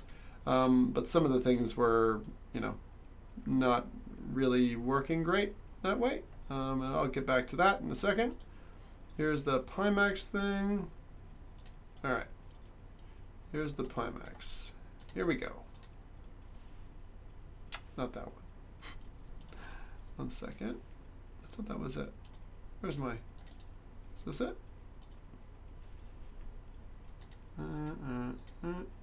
Oh, this was me like picking up... Look at all the God rays. I have a smudged lens. Alright, so I played it. I don't know if... we get footage of me playing it? Maybe not. We might not have. It was a bit of... Oh, I do have some. Okay, cool. It looks so ridiculous. Look at this thing. Blink, blink, blink. You know what I mean? Never mind the headset that we were using. So it doesn't have headphones, right? So you have to use your own. It's got a 3.5 jack in the headset itself. I didn't know that. And that's odd. Yeah. Oh, Pimax. But that's the size of it. Look, it even there, I think it looks more aggressively wide than it felt. It didn't really feel aggressively wide. It felt like, you know, just a small step out from a normal headset, which was the main part I thought was going to be a bit silly. It worked fine with the index controllers for me. We tried to get Skyrim working, and I couldn't even get past the main menu for some reason. I don't know if Skyrim isn't working with the index controllers yet. So, like, I mean, I'll tell you, like, my net assumption about all this stuff is that, like I really think that between the two headsets, you've got the index. So let's say 3: Index, Pimax, Rift S as an example. These are your PC options right now. I'm discounting everything else at the moment. Pimax, I think, A, I wouldn't buy. B, if you were buying it, you'd be a sim racer or sim flyer. The index, if I was to buy it, I wouldn't buy the entire package. I'd either go headset and controllers, which probably makes sense, the most sense, or even headset only. Headset only, why? Headset only for the audio package, and for the ability to immerse myself in like scary games, because it would really do a good job of that. That's the immediate application I was thinking of, because it gives you a real kind of nice immersive flavor. Rift S, still top dog in terms of value for money, has some bugs associated with it at the moment, but both the Valve offering and the Oculus offering are consistent. Like, they'll play all the games that you want. You don't have to go through fannying and stuff. And I really still feel like Pimax, in terms of its software stack and its integration, feels a bit hacky today. The hardware was okay. It wasn't great. It was okay. And I do look like a hammerhead shark. Thank you. Always wanted to, you know, always wanted to. I have not tried the HP Reverb yet, Tom. So thank you very much. And I look like a techno hammerhead shark. Yeah, that's the way to go. So that's really it. I don't think I have much more to say about this guy. Let me see. I mean, you can see what it looks like. I was Beat Sabering with it or whatever. At some stage. You look kind of silly, as Karen said. You do look kind of silly doing all this stuff. But it works. Yeah. So, I was playing Audica. Audica in the Index is awesome. One thing I didn't mention about the Index controllers is, like, when you're in Contractors, when you're grabbing a gun, there's no button. They got rid of the grip controllers. So you just like give it a pulse. You're like, yeah, flex it, right? And that makes you grip to your gun or whatever. Really well designed. I thought that was really well designed in the Index controllers. So you just do that kind of like little grip action, and like everything's happy. But on Audica, the thing that I didn't recognize was they added the ability to let go. And if you let go of the guns, they spin like a boomerang out and come back. And also, if you throw them against each other, they make a lovely like metallic clank before flying off into space again. And then you just recover them as if that was like Xenia's chakram. You know, so you pull them into yourself. So those were really neat. Those were really neat. I really like that. So definitely Audica is a must play if you get the Index. Okay. You said still enjoying my CV1, but on the list for an Index. Yeah, I think the Index is a solid headset. I think there are going to be things that you notice with it that you don't really like, but all in all, good on both. And Tyler, thanks for subbing. Appreciate that. Okay, so let's see. What else can we do? Is there anything else for me to show you? Probably not too much. Some of these pictures are kind of funny. I don't know. I just the worst picture. I have a great picture here. That's what I call my Heil Hitler picture. Let me see if I can find that, because I didn't realize what I was doing with this still. But this is definitely a problem. Don't let this one out, lads. It's like, oh, look, it's Zim, just you know, It looks like it's World War II. It's definitely Nazis. So, but I thought that was funny. You can see the full front there. Never really needed the plate on the front of it. And I would definitely frunk it up. I would definitely put something in there. I don't know what. Maybe a candy bar. Something like that. We should probably get on playing. Before we do that, what else? Is there anything else I have to show you from my trip?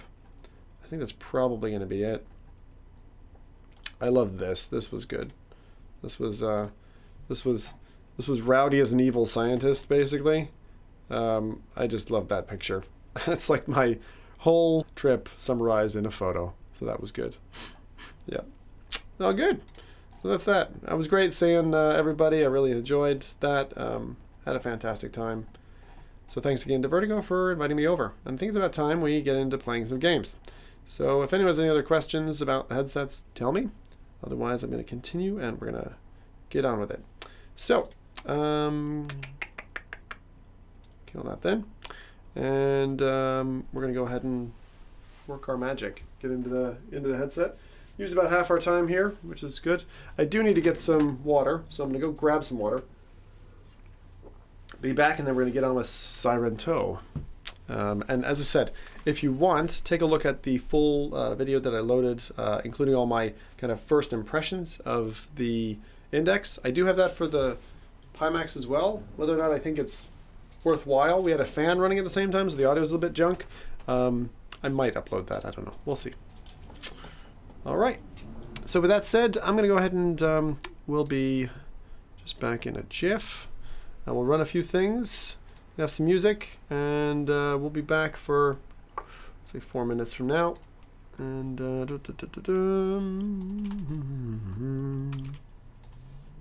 get this working. Okay. I'll see you in just a jiff. All right. Let's give you some music. And away I go.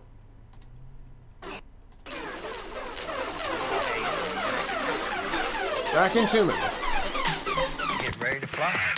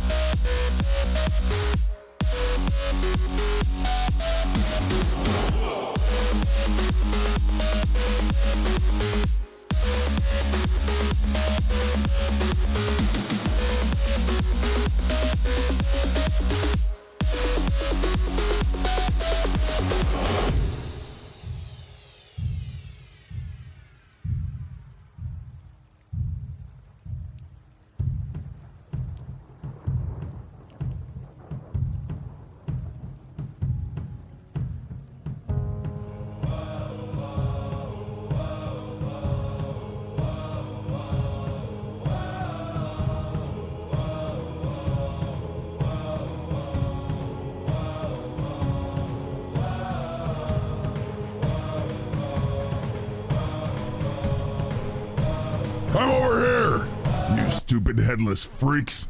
All right, hey everybody. that was seriously Sam. Kudos to Sam. And what I'm eating at the moment, these are Percy pigs. This is like the most horrible. I sometimes when I'm going to the airport, I'll get these. But if you're ever in the UK, try them. They're really addictive. The nasty part about it is they use gelatin from an actual pig in creating this. So this is like, there's a vegetarian and a non-vegetarian option. There's literally pig gelatin in here. So they shape it like a pig, and you're kind of eating pig, but it's also a sweet thing. It's kind of weird. That's wrong, right? That's like fucking wacky. It's just that way. Do I still use my Vive? Infrequently. It's in my other room, my Vive room. My daughter and I play with it quite a bit. We play like VR the Diner Duo or other games just together, and that works well. It's good, but delicious indeed. Ooh, fuck that. Yeah. It is wrong, but tastes good. All right. Controllers you find uncomfortable. Yep. Finger tracking is janky. Glare is bad. I agree with all of it. But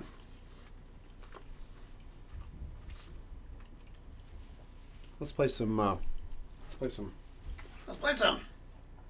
going on here?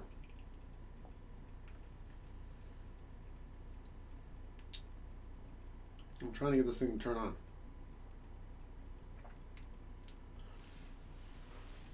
Hopefully this will work. Is it dead? If it's dead, we might have to change up our solution.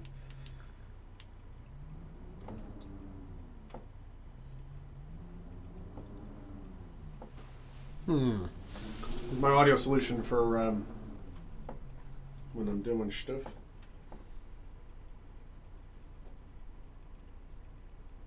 Hasn't managed to connect yet. Don't you give me lip.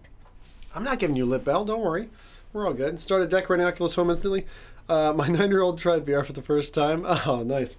I love the decorating part. I do that on my own sometimes. I like catch myself and I'm like, oh, I'll just open a couple of boxes and then I'll just place things around my room. And it's like, oh God, 2 hours has gone by. Now, it's like, why was I playing the VR version of The Sims with only me as the Sim?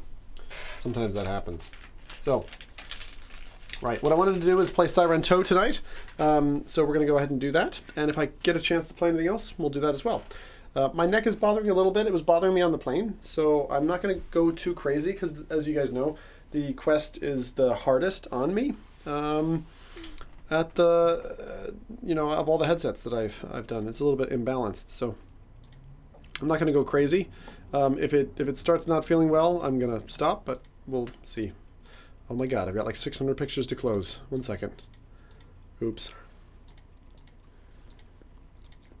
Uh-oh. This is like the break time. It's all good.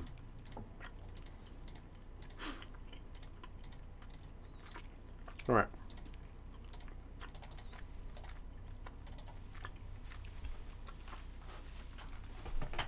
All right, let's get Quest sorted. And then we're going to go ahead and hop in. So, get the Guardian set up.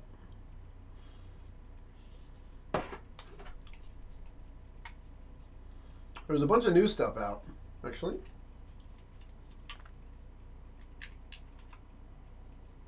All right. Controllers are good. Here we go.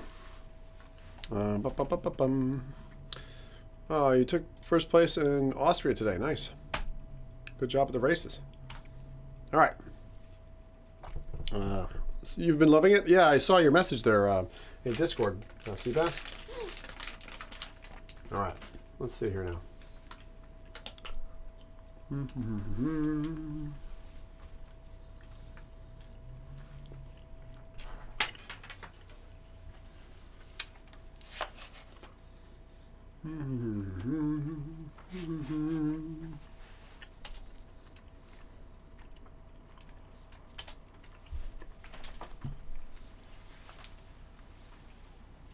I love those. I know it's weird. Eating actual pig. And a sweet thing. But is it really any different than having a hot dog that's just a bit sweet? Okay. Okay. First number one in 20 odd years. Jesus. Jesus Louises. That's pretty good. Buckaroni. All right. We ready to game? I think so. Okay. Questage. So, I will set you guys up. Tell me if audio is terrible and all that. And we will go. All right. 1 second there. Now, I don't know if this guy's actually picking up, but we'll find out. All right. So, almost ready to go. Let's make sure the audio's good.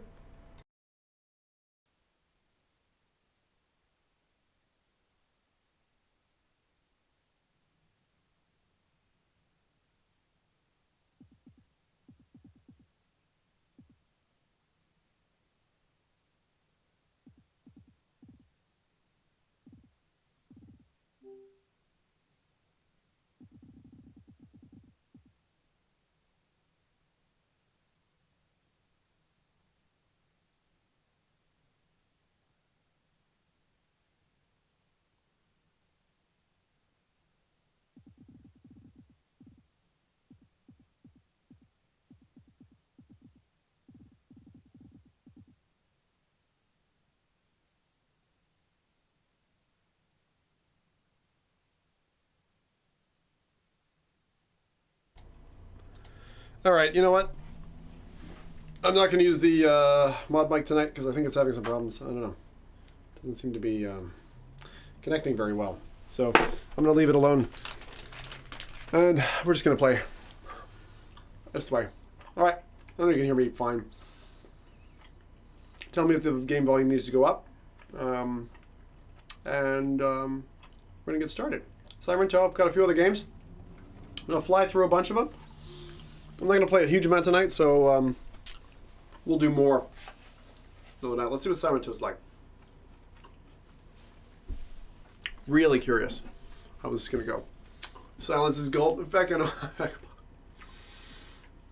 Damn it, Buck. All right.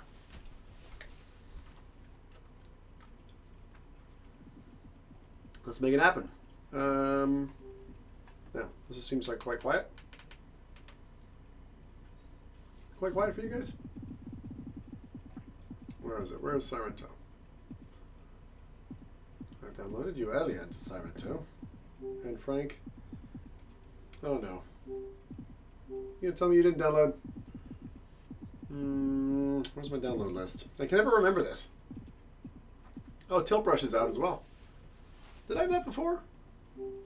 I thought so. Maybe it only launched recently. Tilt purchase. That's not installed yet. That's Richie's playing experience. I don't really need to go back through that. Penn and Teller. Damn it! I thought I installed these earlier. Maybe I. It's under a gig. It's less than a gig. Oh my god, that's awesome. All right, we're gonna download these things. I'm gonna have to give it a minute. Sorry, my headset's only at 27%. What? Uh-oh. I think it's because I left it on while I was talking. Ah, Jesus. Oh, that's not good. All right. Well, this doesn't seem to be going very well. I might have to do another one of these. Can you play Job Simulator? I could. Yeah, maybe if those aren't... Oh, that's such a pain. Sorry, guys. Actually, I'm pretty sure I downloaded that earlier, but Job Sim. I haven't touched... Is this the original Job Sim? What do we got? Don't really want to do Job Sim tonight per se. Have you guys seen Robo Recall actually on this? It's interesting. But we gotta do this. Maybe I should just plug her in, let her charge, download, you know, that kind of stuff. Can we do something else in the interim? It's probably a good idea. Because otherwise it's just gonna keep losing battery. And that's no good. Okay. Well, sorry about that. That's a pain in the ass. Firewall. The thing I really wanted to show you was, well, I could do a PSVR thing.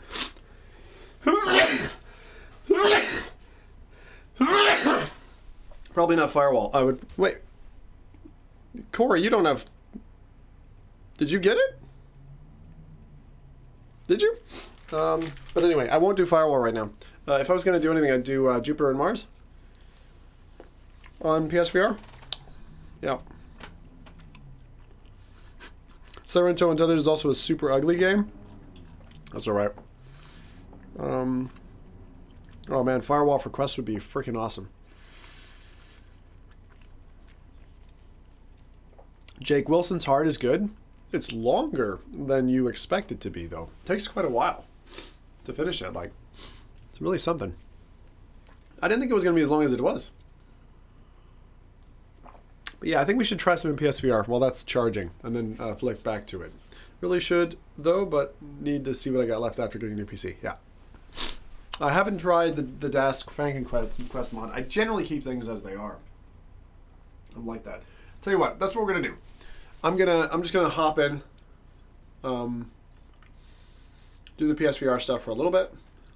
We'll go back to Quest in a minute once stuff is downloaded. Okay.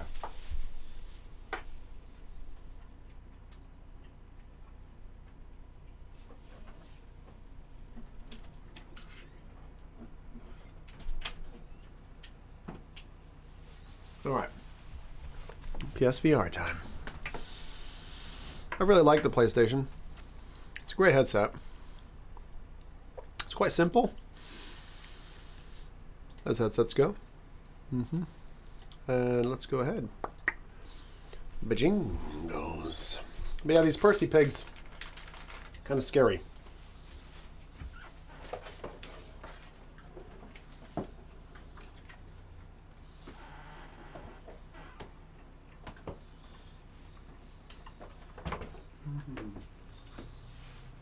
All right.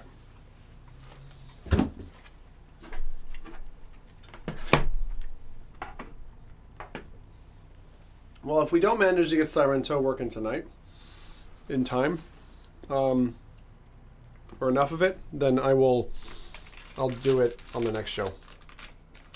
That happens sometimes, you know. I'm trying to do a lot at once, and sorry if you came specifically for that.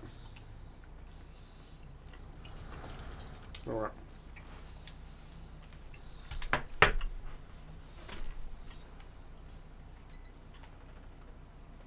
All right.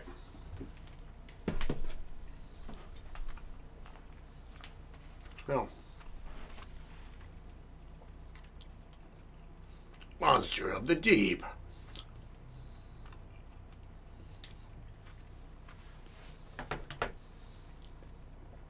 Jupiter and Mars.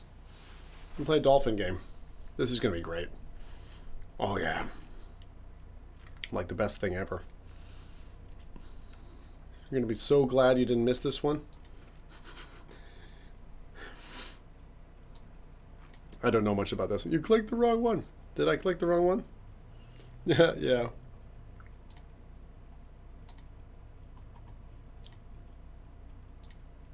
All right. Is that muted or something? I'm not hearing anything. There we go. I'm actually playing a game like this on Switch called Abzu, and I feel like it's somewhat similar or something. I was like, let's just come on and try it. least you can hear it.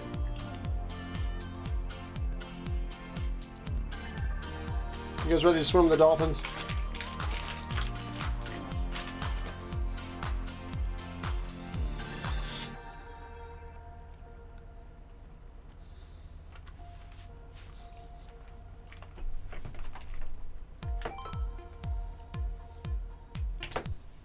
Oh, it's a 2D game as well. Interesting. Is the Quest sold out in the UK? Because for me in the US on Amazon, it's sold out. I believe it is sold out here. I can't say I've looked recently, but that's what everybody tells me. Oh. All right, let's give it a go. This one has been in like my back catalog to play for like ages, so I'm like, let's just do it. I'm going to be a dolphin. You and me. Together. Forever. Alright.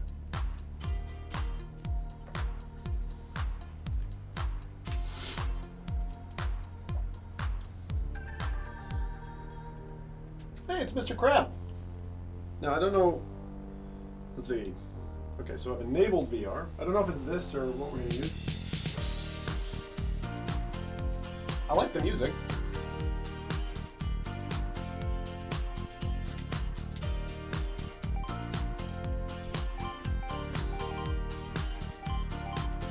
Options. Controllers.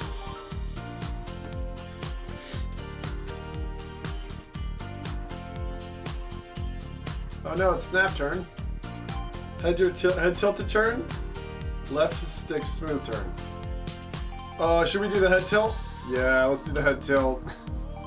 It was so annoying. FOV reduction off. Yeah. Settings. Music seems okay, yeah? It's not too loud, huh? Sims got crabs? I do. Had this for a while, still haven't played it. Yeah, I've not played it either. I don't remember what the launch price was. You can mod Abzu for VR. Can you, Buck? You're saying I should.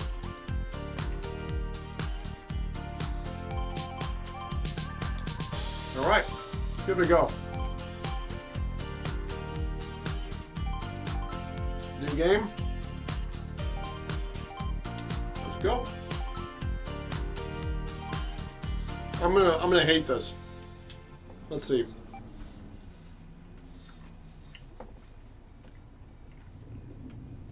Head turning is going to be terrible.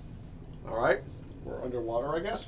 Earth, our bright, beautiful jewel, spinning in the blackness of space, full of wonder and teeming with life. Hang on. I got to turn off the no subtitles. No subtitles. Voiceover volume. We'll crank that up. Okay. It wasn't always this way.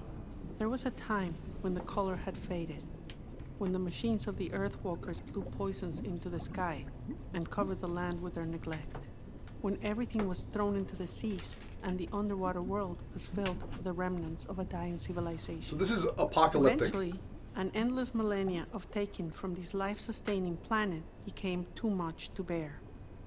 When the Earth had nothing left to give, the Earthwalkers eventually disappeared. Where they went or what happened to them is still unclear, but the Earth forgives. After a time, it began to heal, embracing the seas in its arms, cooling the sky with wind and rain, and breathing life back into every corner. It would recover, but it would also need help. The funny thing about help is that you often find it in the most unlikely of places. This is the story of two dolphins joined by fate. A story of a boy and a girl on the adventure of a lifetime. This is the story of Jupiter and Mars. Oh my god, they pulled the sound clip! That was like the default fucking sound clip.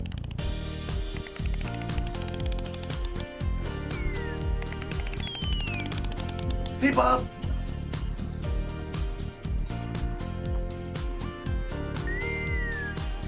I knew I wanted to do this. That's not the right size.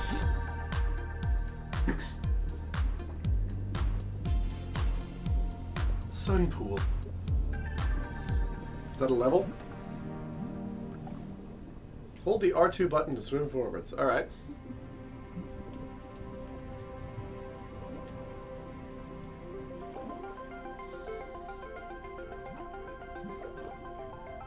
I've got a ring around my eyes. I wonder what you can see. How does that look to you? Yeah, just like that. Never been a fan of head-based control. I hate head-based control, which is why I think it's going to be so fun to play. We're going to see. So this is Jupiter and Mars. Oh, yeah. Whee!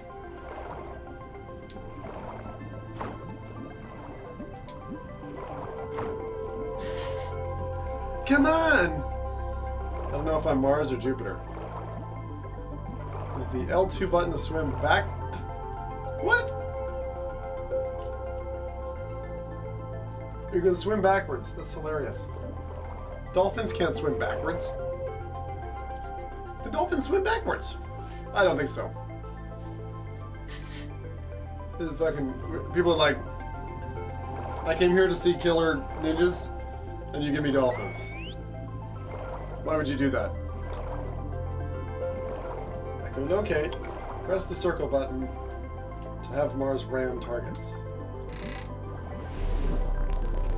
Thank you, Mars. So I'm the alert lady then. We got the golden... Alright.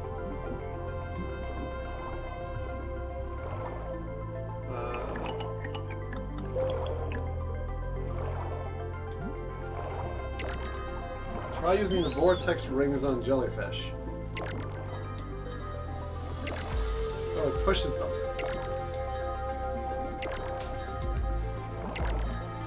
Interesting. Okay, so I'm just like attacking the fish, the indigenous creatures. I rescued Mr. Crab! He's happy. He's very happy. Having just adopted a crab, I like that. Oh, we're gonna ram this, obviously. Kill it. There we go. So we're just swimming. The turning head system is actually kind of cool. Got him.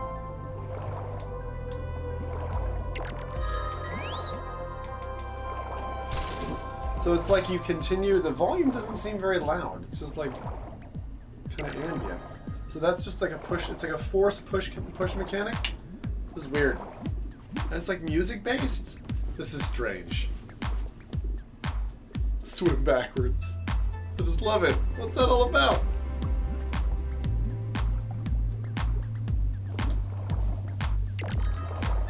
Music is kind of good. I kind of want to turn this up.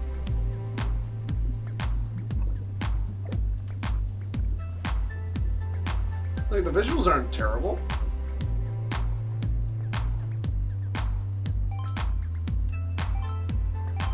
Music volume.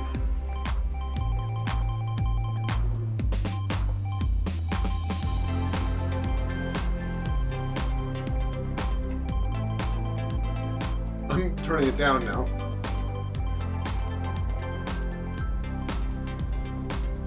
Now where?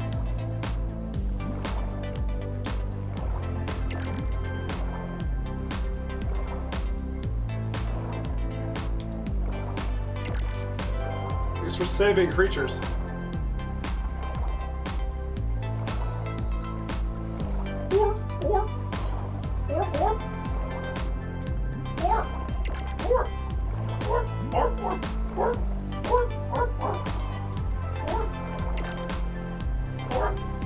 The mother turtle beckons you to rescue her babies caught in plastic. Okay. We must rescue the babies. Rescue the babies as a dolphin. That doesn't seem like it would be very safe. As a thing that you would want to do. So we're now on. This is like the MMO of Dolphin World. Can I lose the tail? No. Or.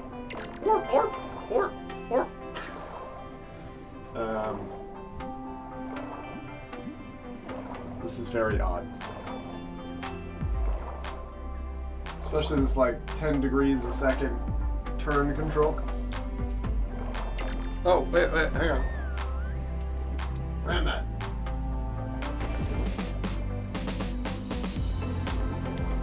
It's kind of cool though with the music, it's just groovy.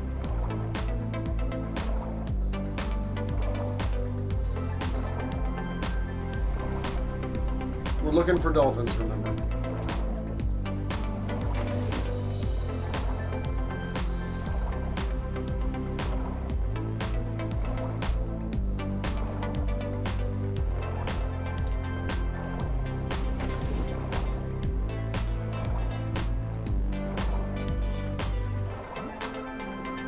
I guess this is the first level.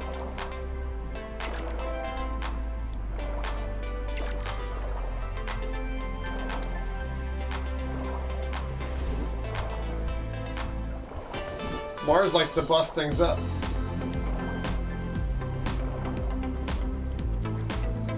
It's obvious when they don't want you to go there.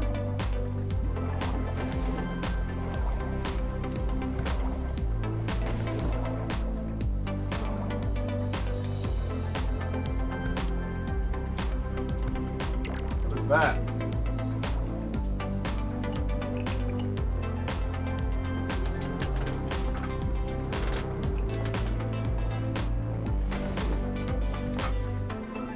Trying to get him to clear some boulders here.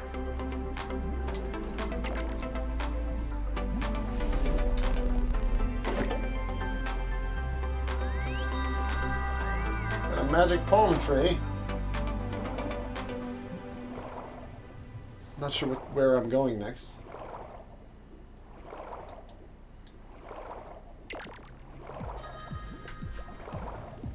Still looking for this baby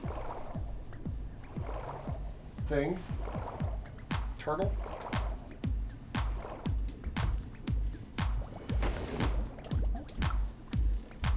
Go on, Mars. I'm looking for secret stuff. Whoa! He's just mad dogged me. He's like, no! Don't you give me orders. Don't you dare give me orders. Is it glowing circle next to your objective? Oh, it could be. I thought it was just the location of Mars. Dolphins But are... 3131 says, is the glowing dot on the circle your next objective? I think it's just him.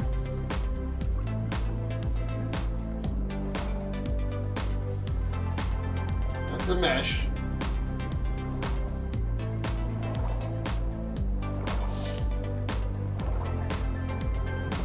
Find these turtles, man. It's quite dark.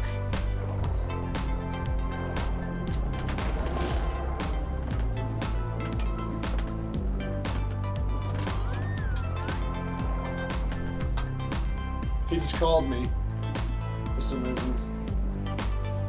Buck 3131 says, I think Mars show up as a red dolphin when he's out of view.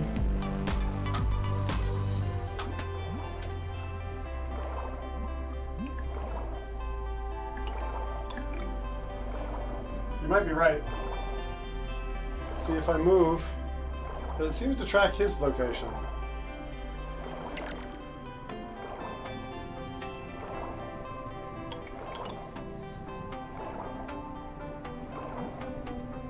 Oh!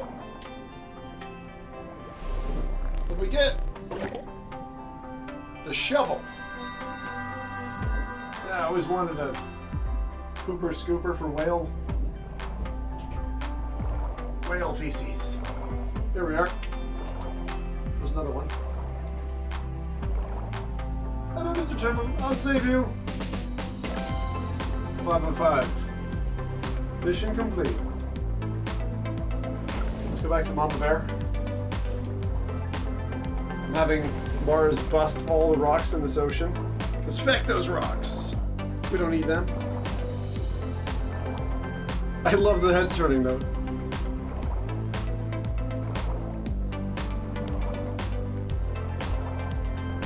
I'm kind of having fun. I thought this wasn't going to be very good. It's just so chill. The Grateful Turtle lets you into the cave. Sweet!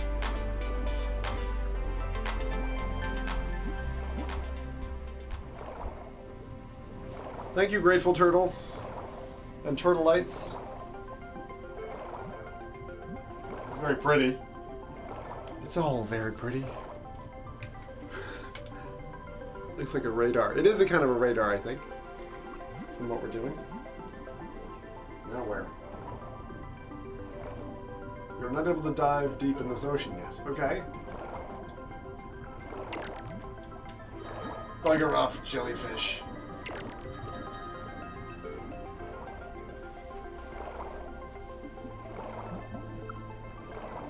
I love how it's like you're not able to do this yet. Well, that's coming. Kill it. I gotta say, rubber ducky. Yes. This isn't taking me out of it at all. Future space dolphins. Yet, rubber duckies.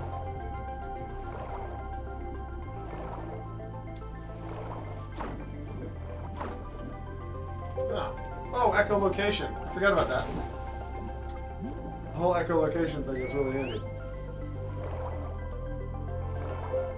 It's kind of cool. Oh, that's bad. It's like seeing enemies.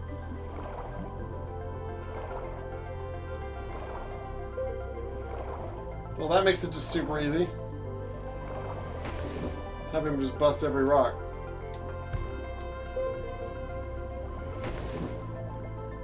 It's kind of neat. I like how easy it is. It's a very simple game. Let's see what's further down this cave.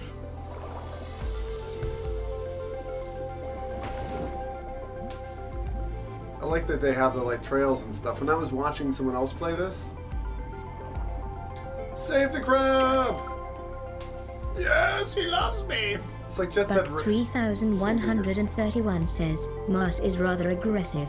Mars is just busting everything. I do tell him when to bust stuff, but he's like my oh no. All that nasty sea stuff. Yeah, this is definitely reminding me of Abzu. This is like quite similar to Abzu, but the music side to it I like. It's kind of cool. Not bad. And we'll give it 10 minutes and then we'll swap back. We'll have to play this some more another night.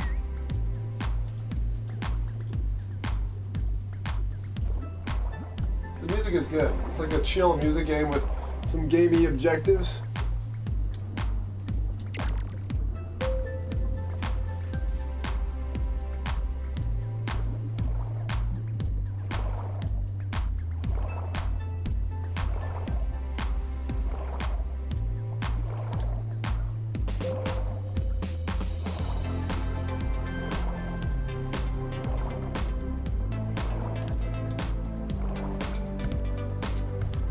He's not able to get through it, it's metal.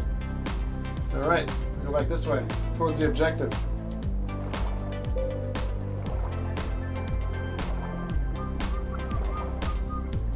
Whoop. It's a beacon. The Earthwalkers created devices to keep sea life away. Mars is like, let's fuck him up. Let's get him. Their waves can harm you.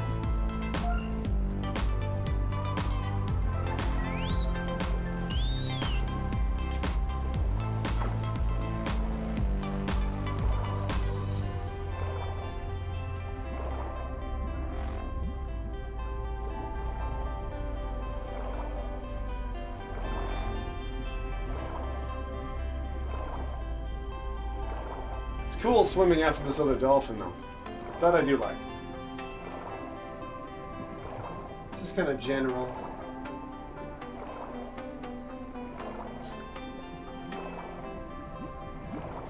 I like being in the water, though. It's actually one of my favorite VR environments, is just being underwater. It's kind of nice and chill. Nice and chill with giant fecking killer urchins. What the... This looks lovely.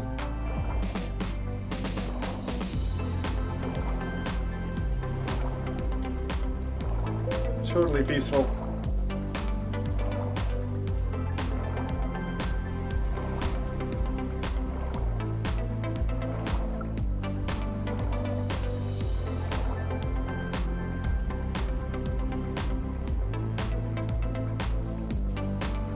We're cool with the sharks. We pay them protection money. And clams. That'll be 7 clams. Bust the rock, Mars. Bust it up.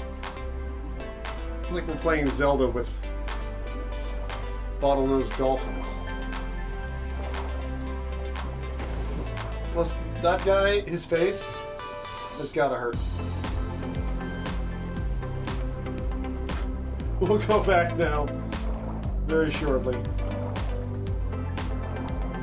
I love how they're like, humanity's bad. You're a dolphin.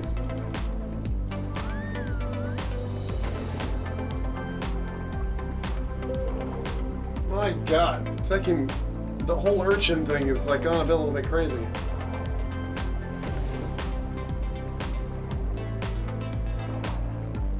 Seems like a really weird like game, but it's just like a chill game. Rescue all 4 manta rays nearby to restart the generator. So it's like this mission-based thing. We have missions. All right. Let's see what we can do.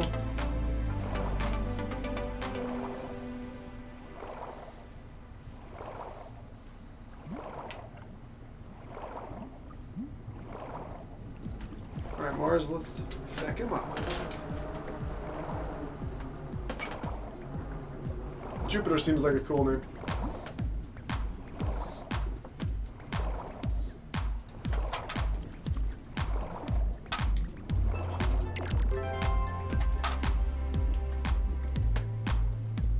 Thank you for saving it from toxic sludge.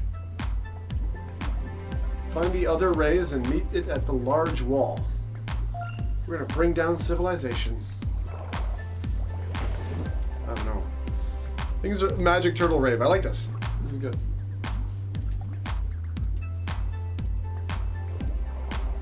We have to chill out before we get to playing Sirento.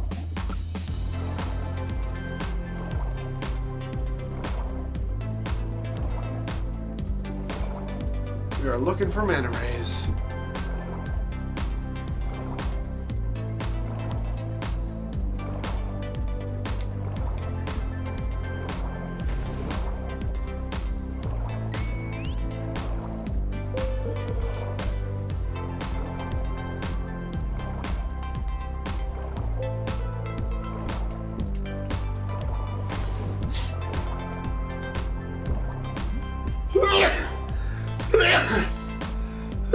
Baby turtle.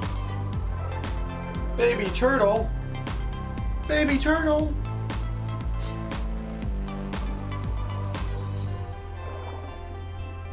Still gotta find the other ones. I like that the levels are like not tiny. It actually lets you explore a little bit. Feels good. Oh, here we go. The sludgy ray. He's so happy. I like making manta rays happy. And this is the end of this cave. The levels are pretty simple.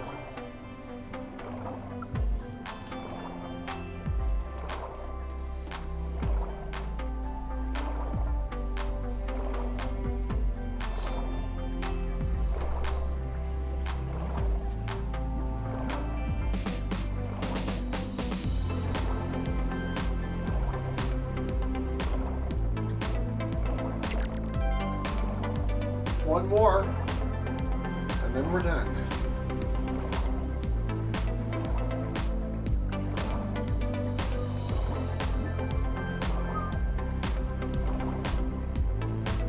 Bust him up, Mars. Save Mr. Crab.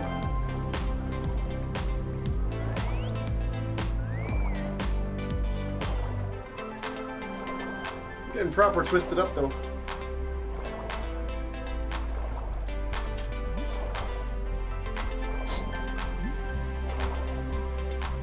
Is that a crab?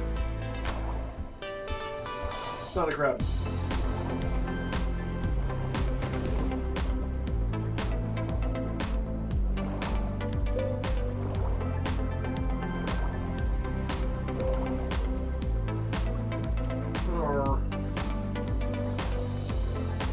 I'm losing myself. In the ocean. The ocean deep. 5 minutes. And we'll try Siren 2.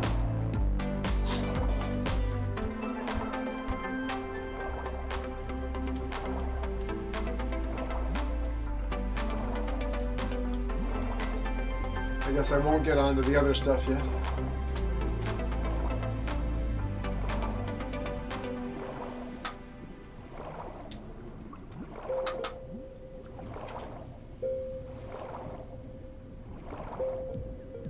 Where are we missing?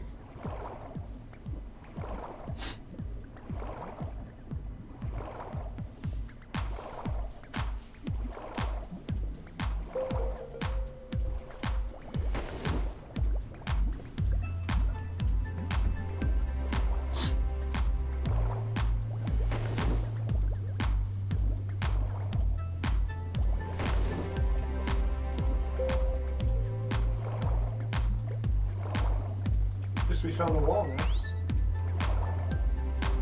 I'm gonna find the other manta ray who's covered in slickety oil and save him.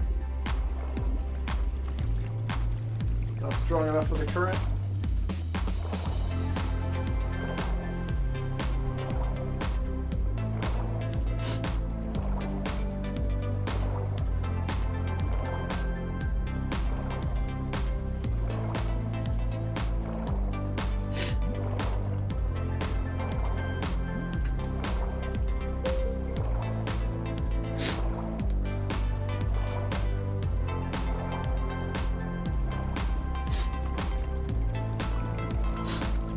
We might be stuck here.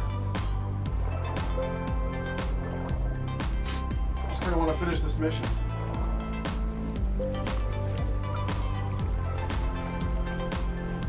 It's like all connected areas and I can't go there yet.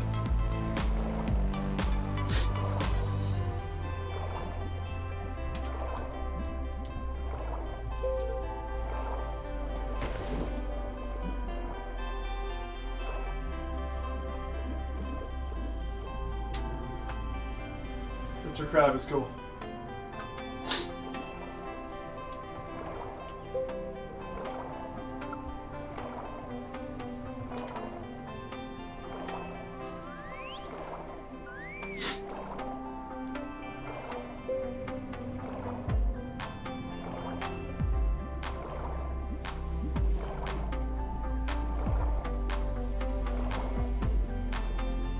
We've already done this area.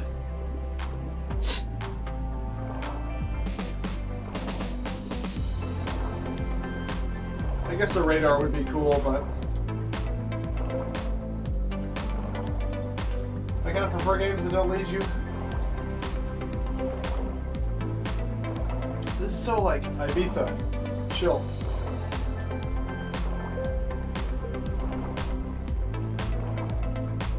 Here we go.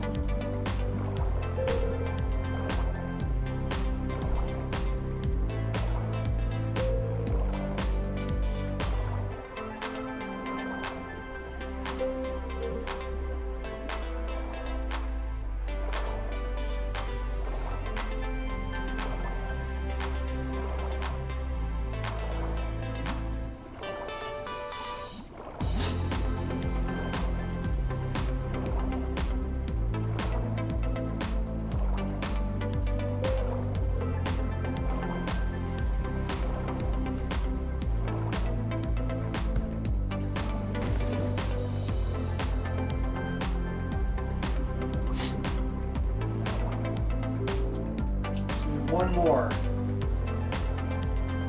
Maybe off this way?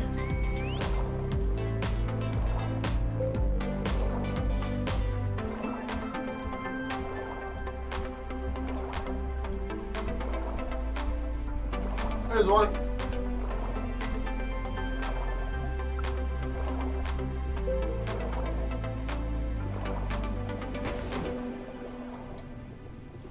And now we need to finish. Good.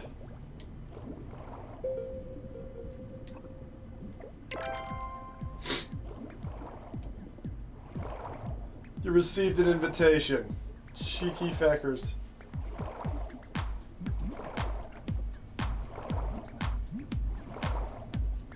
They know my weakness.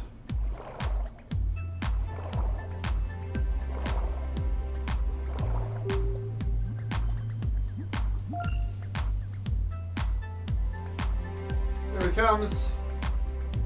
El Mataré.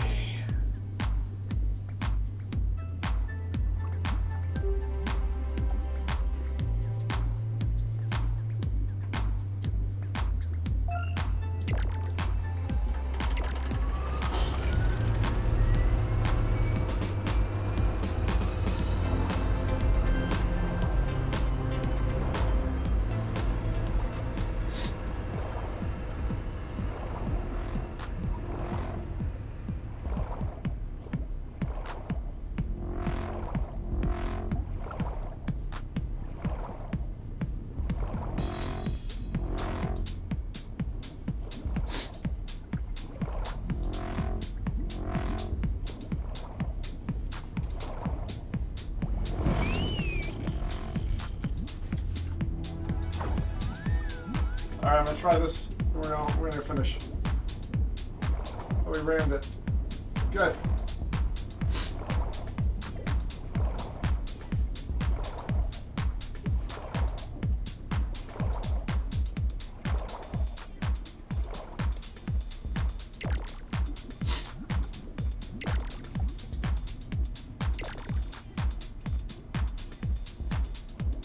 What am I supposed to do with that?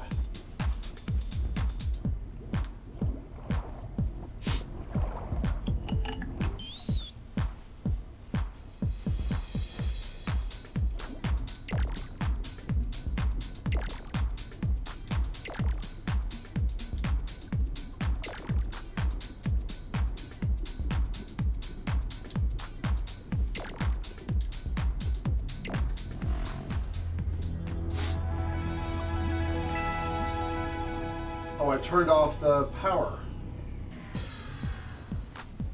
All right. That seems like a good place to stop.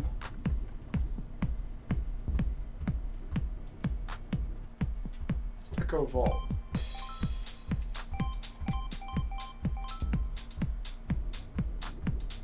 He's feeling spiffy. All right. Cool. That was fun. Could use some other tunes. Yeah, you mean the same tune that keeps going? Yeah, but it's like one of those. It's one of those games, right? That does that. All right.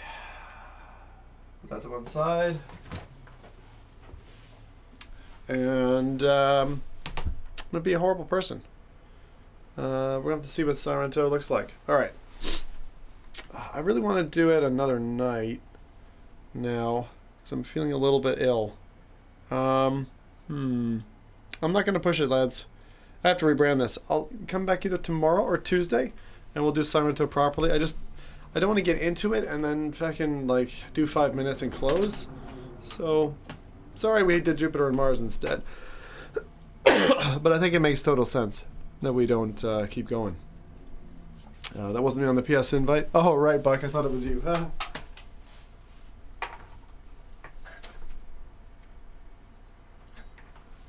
Well, that's all right. I didn't mind if it was. I thought it was kind of like a funny joke. You're like, come on now.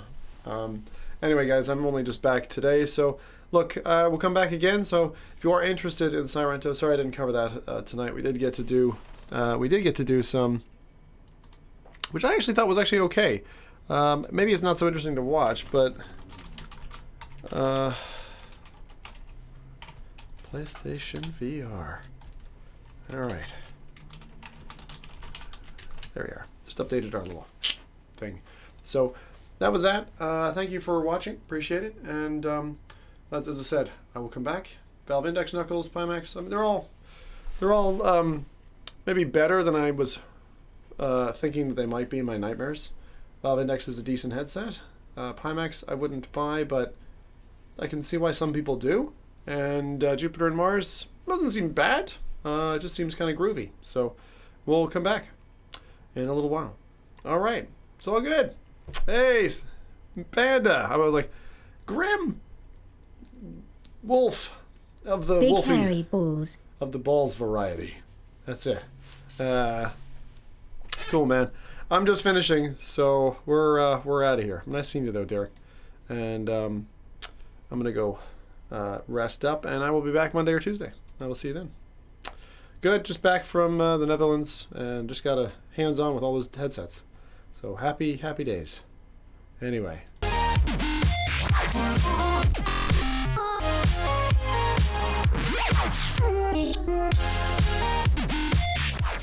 That was a little rougher than I thought, but here we go anyway. You have a good night, everybody.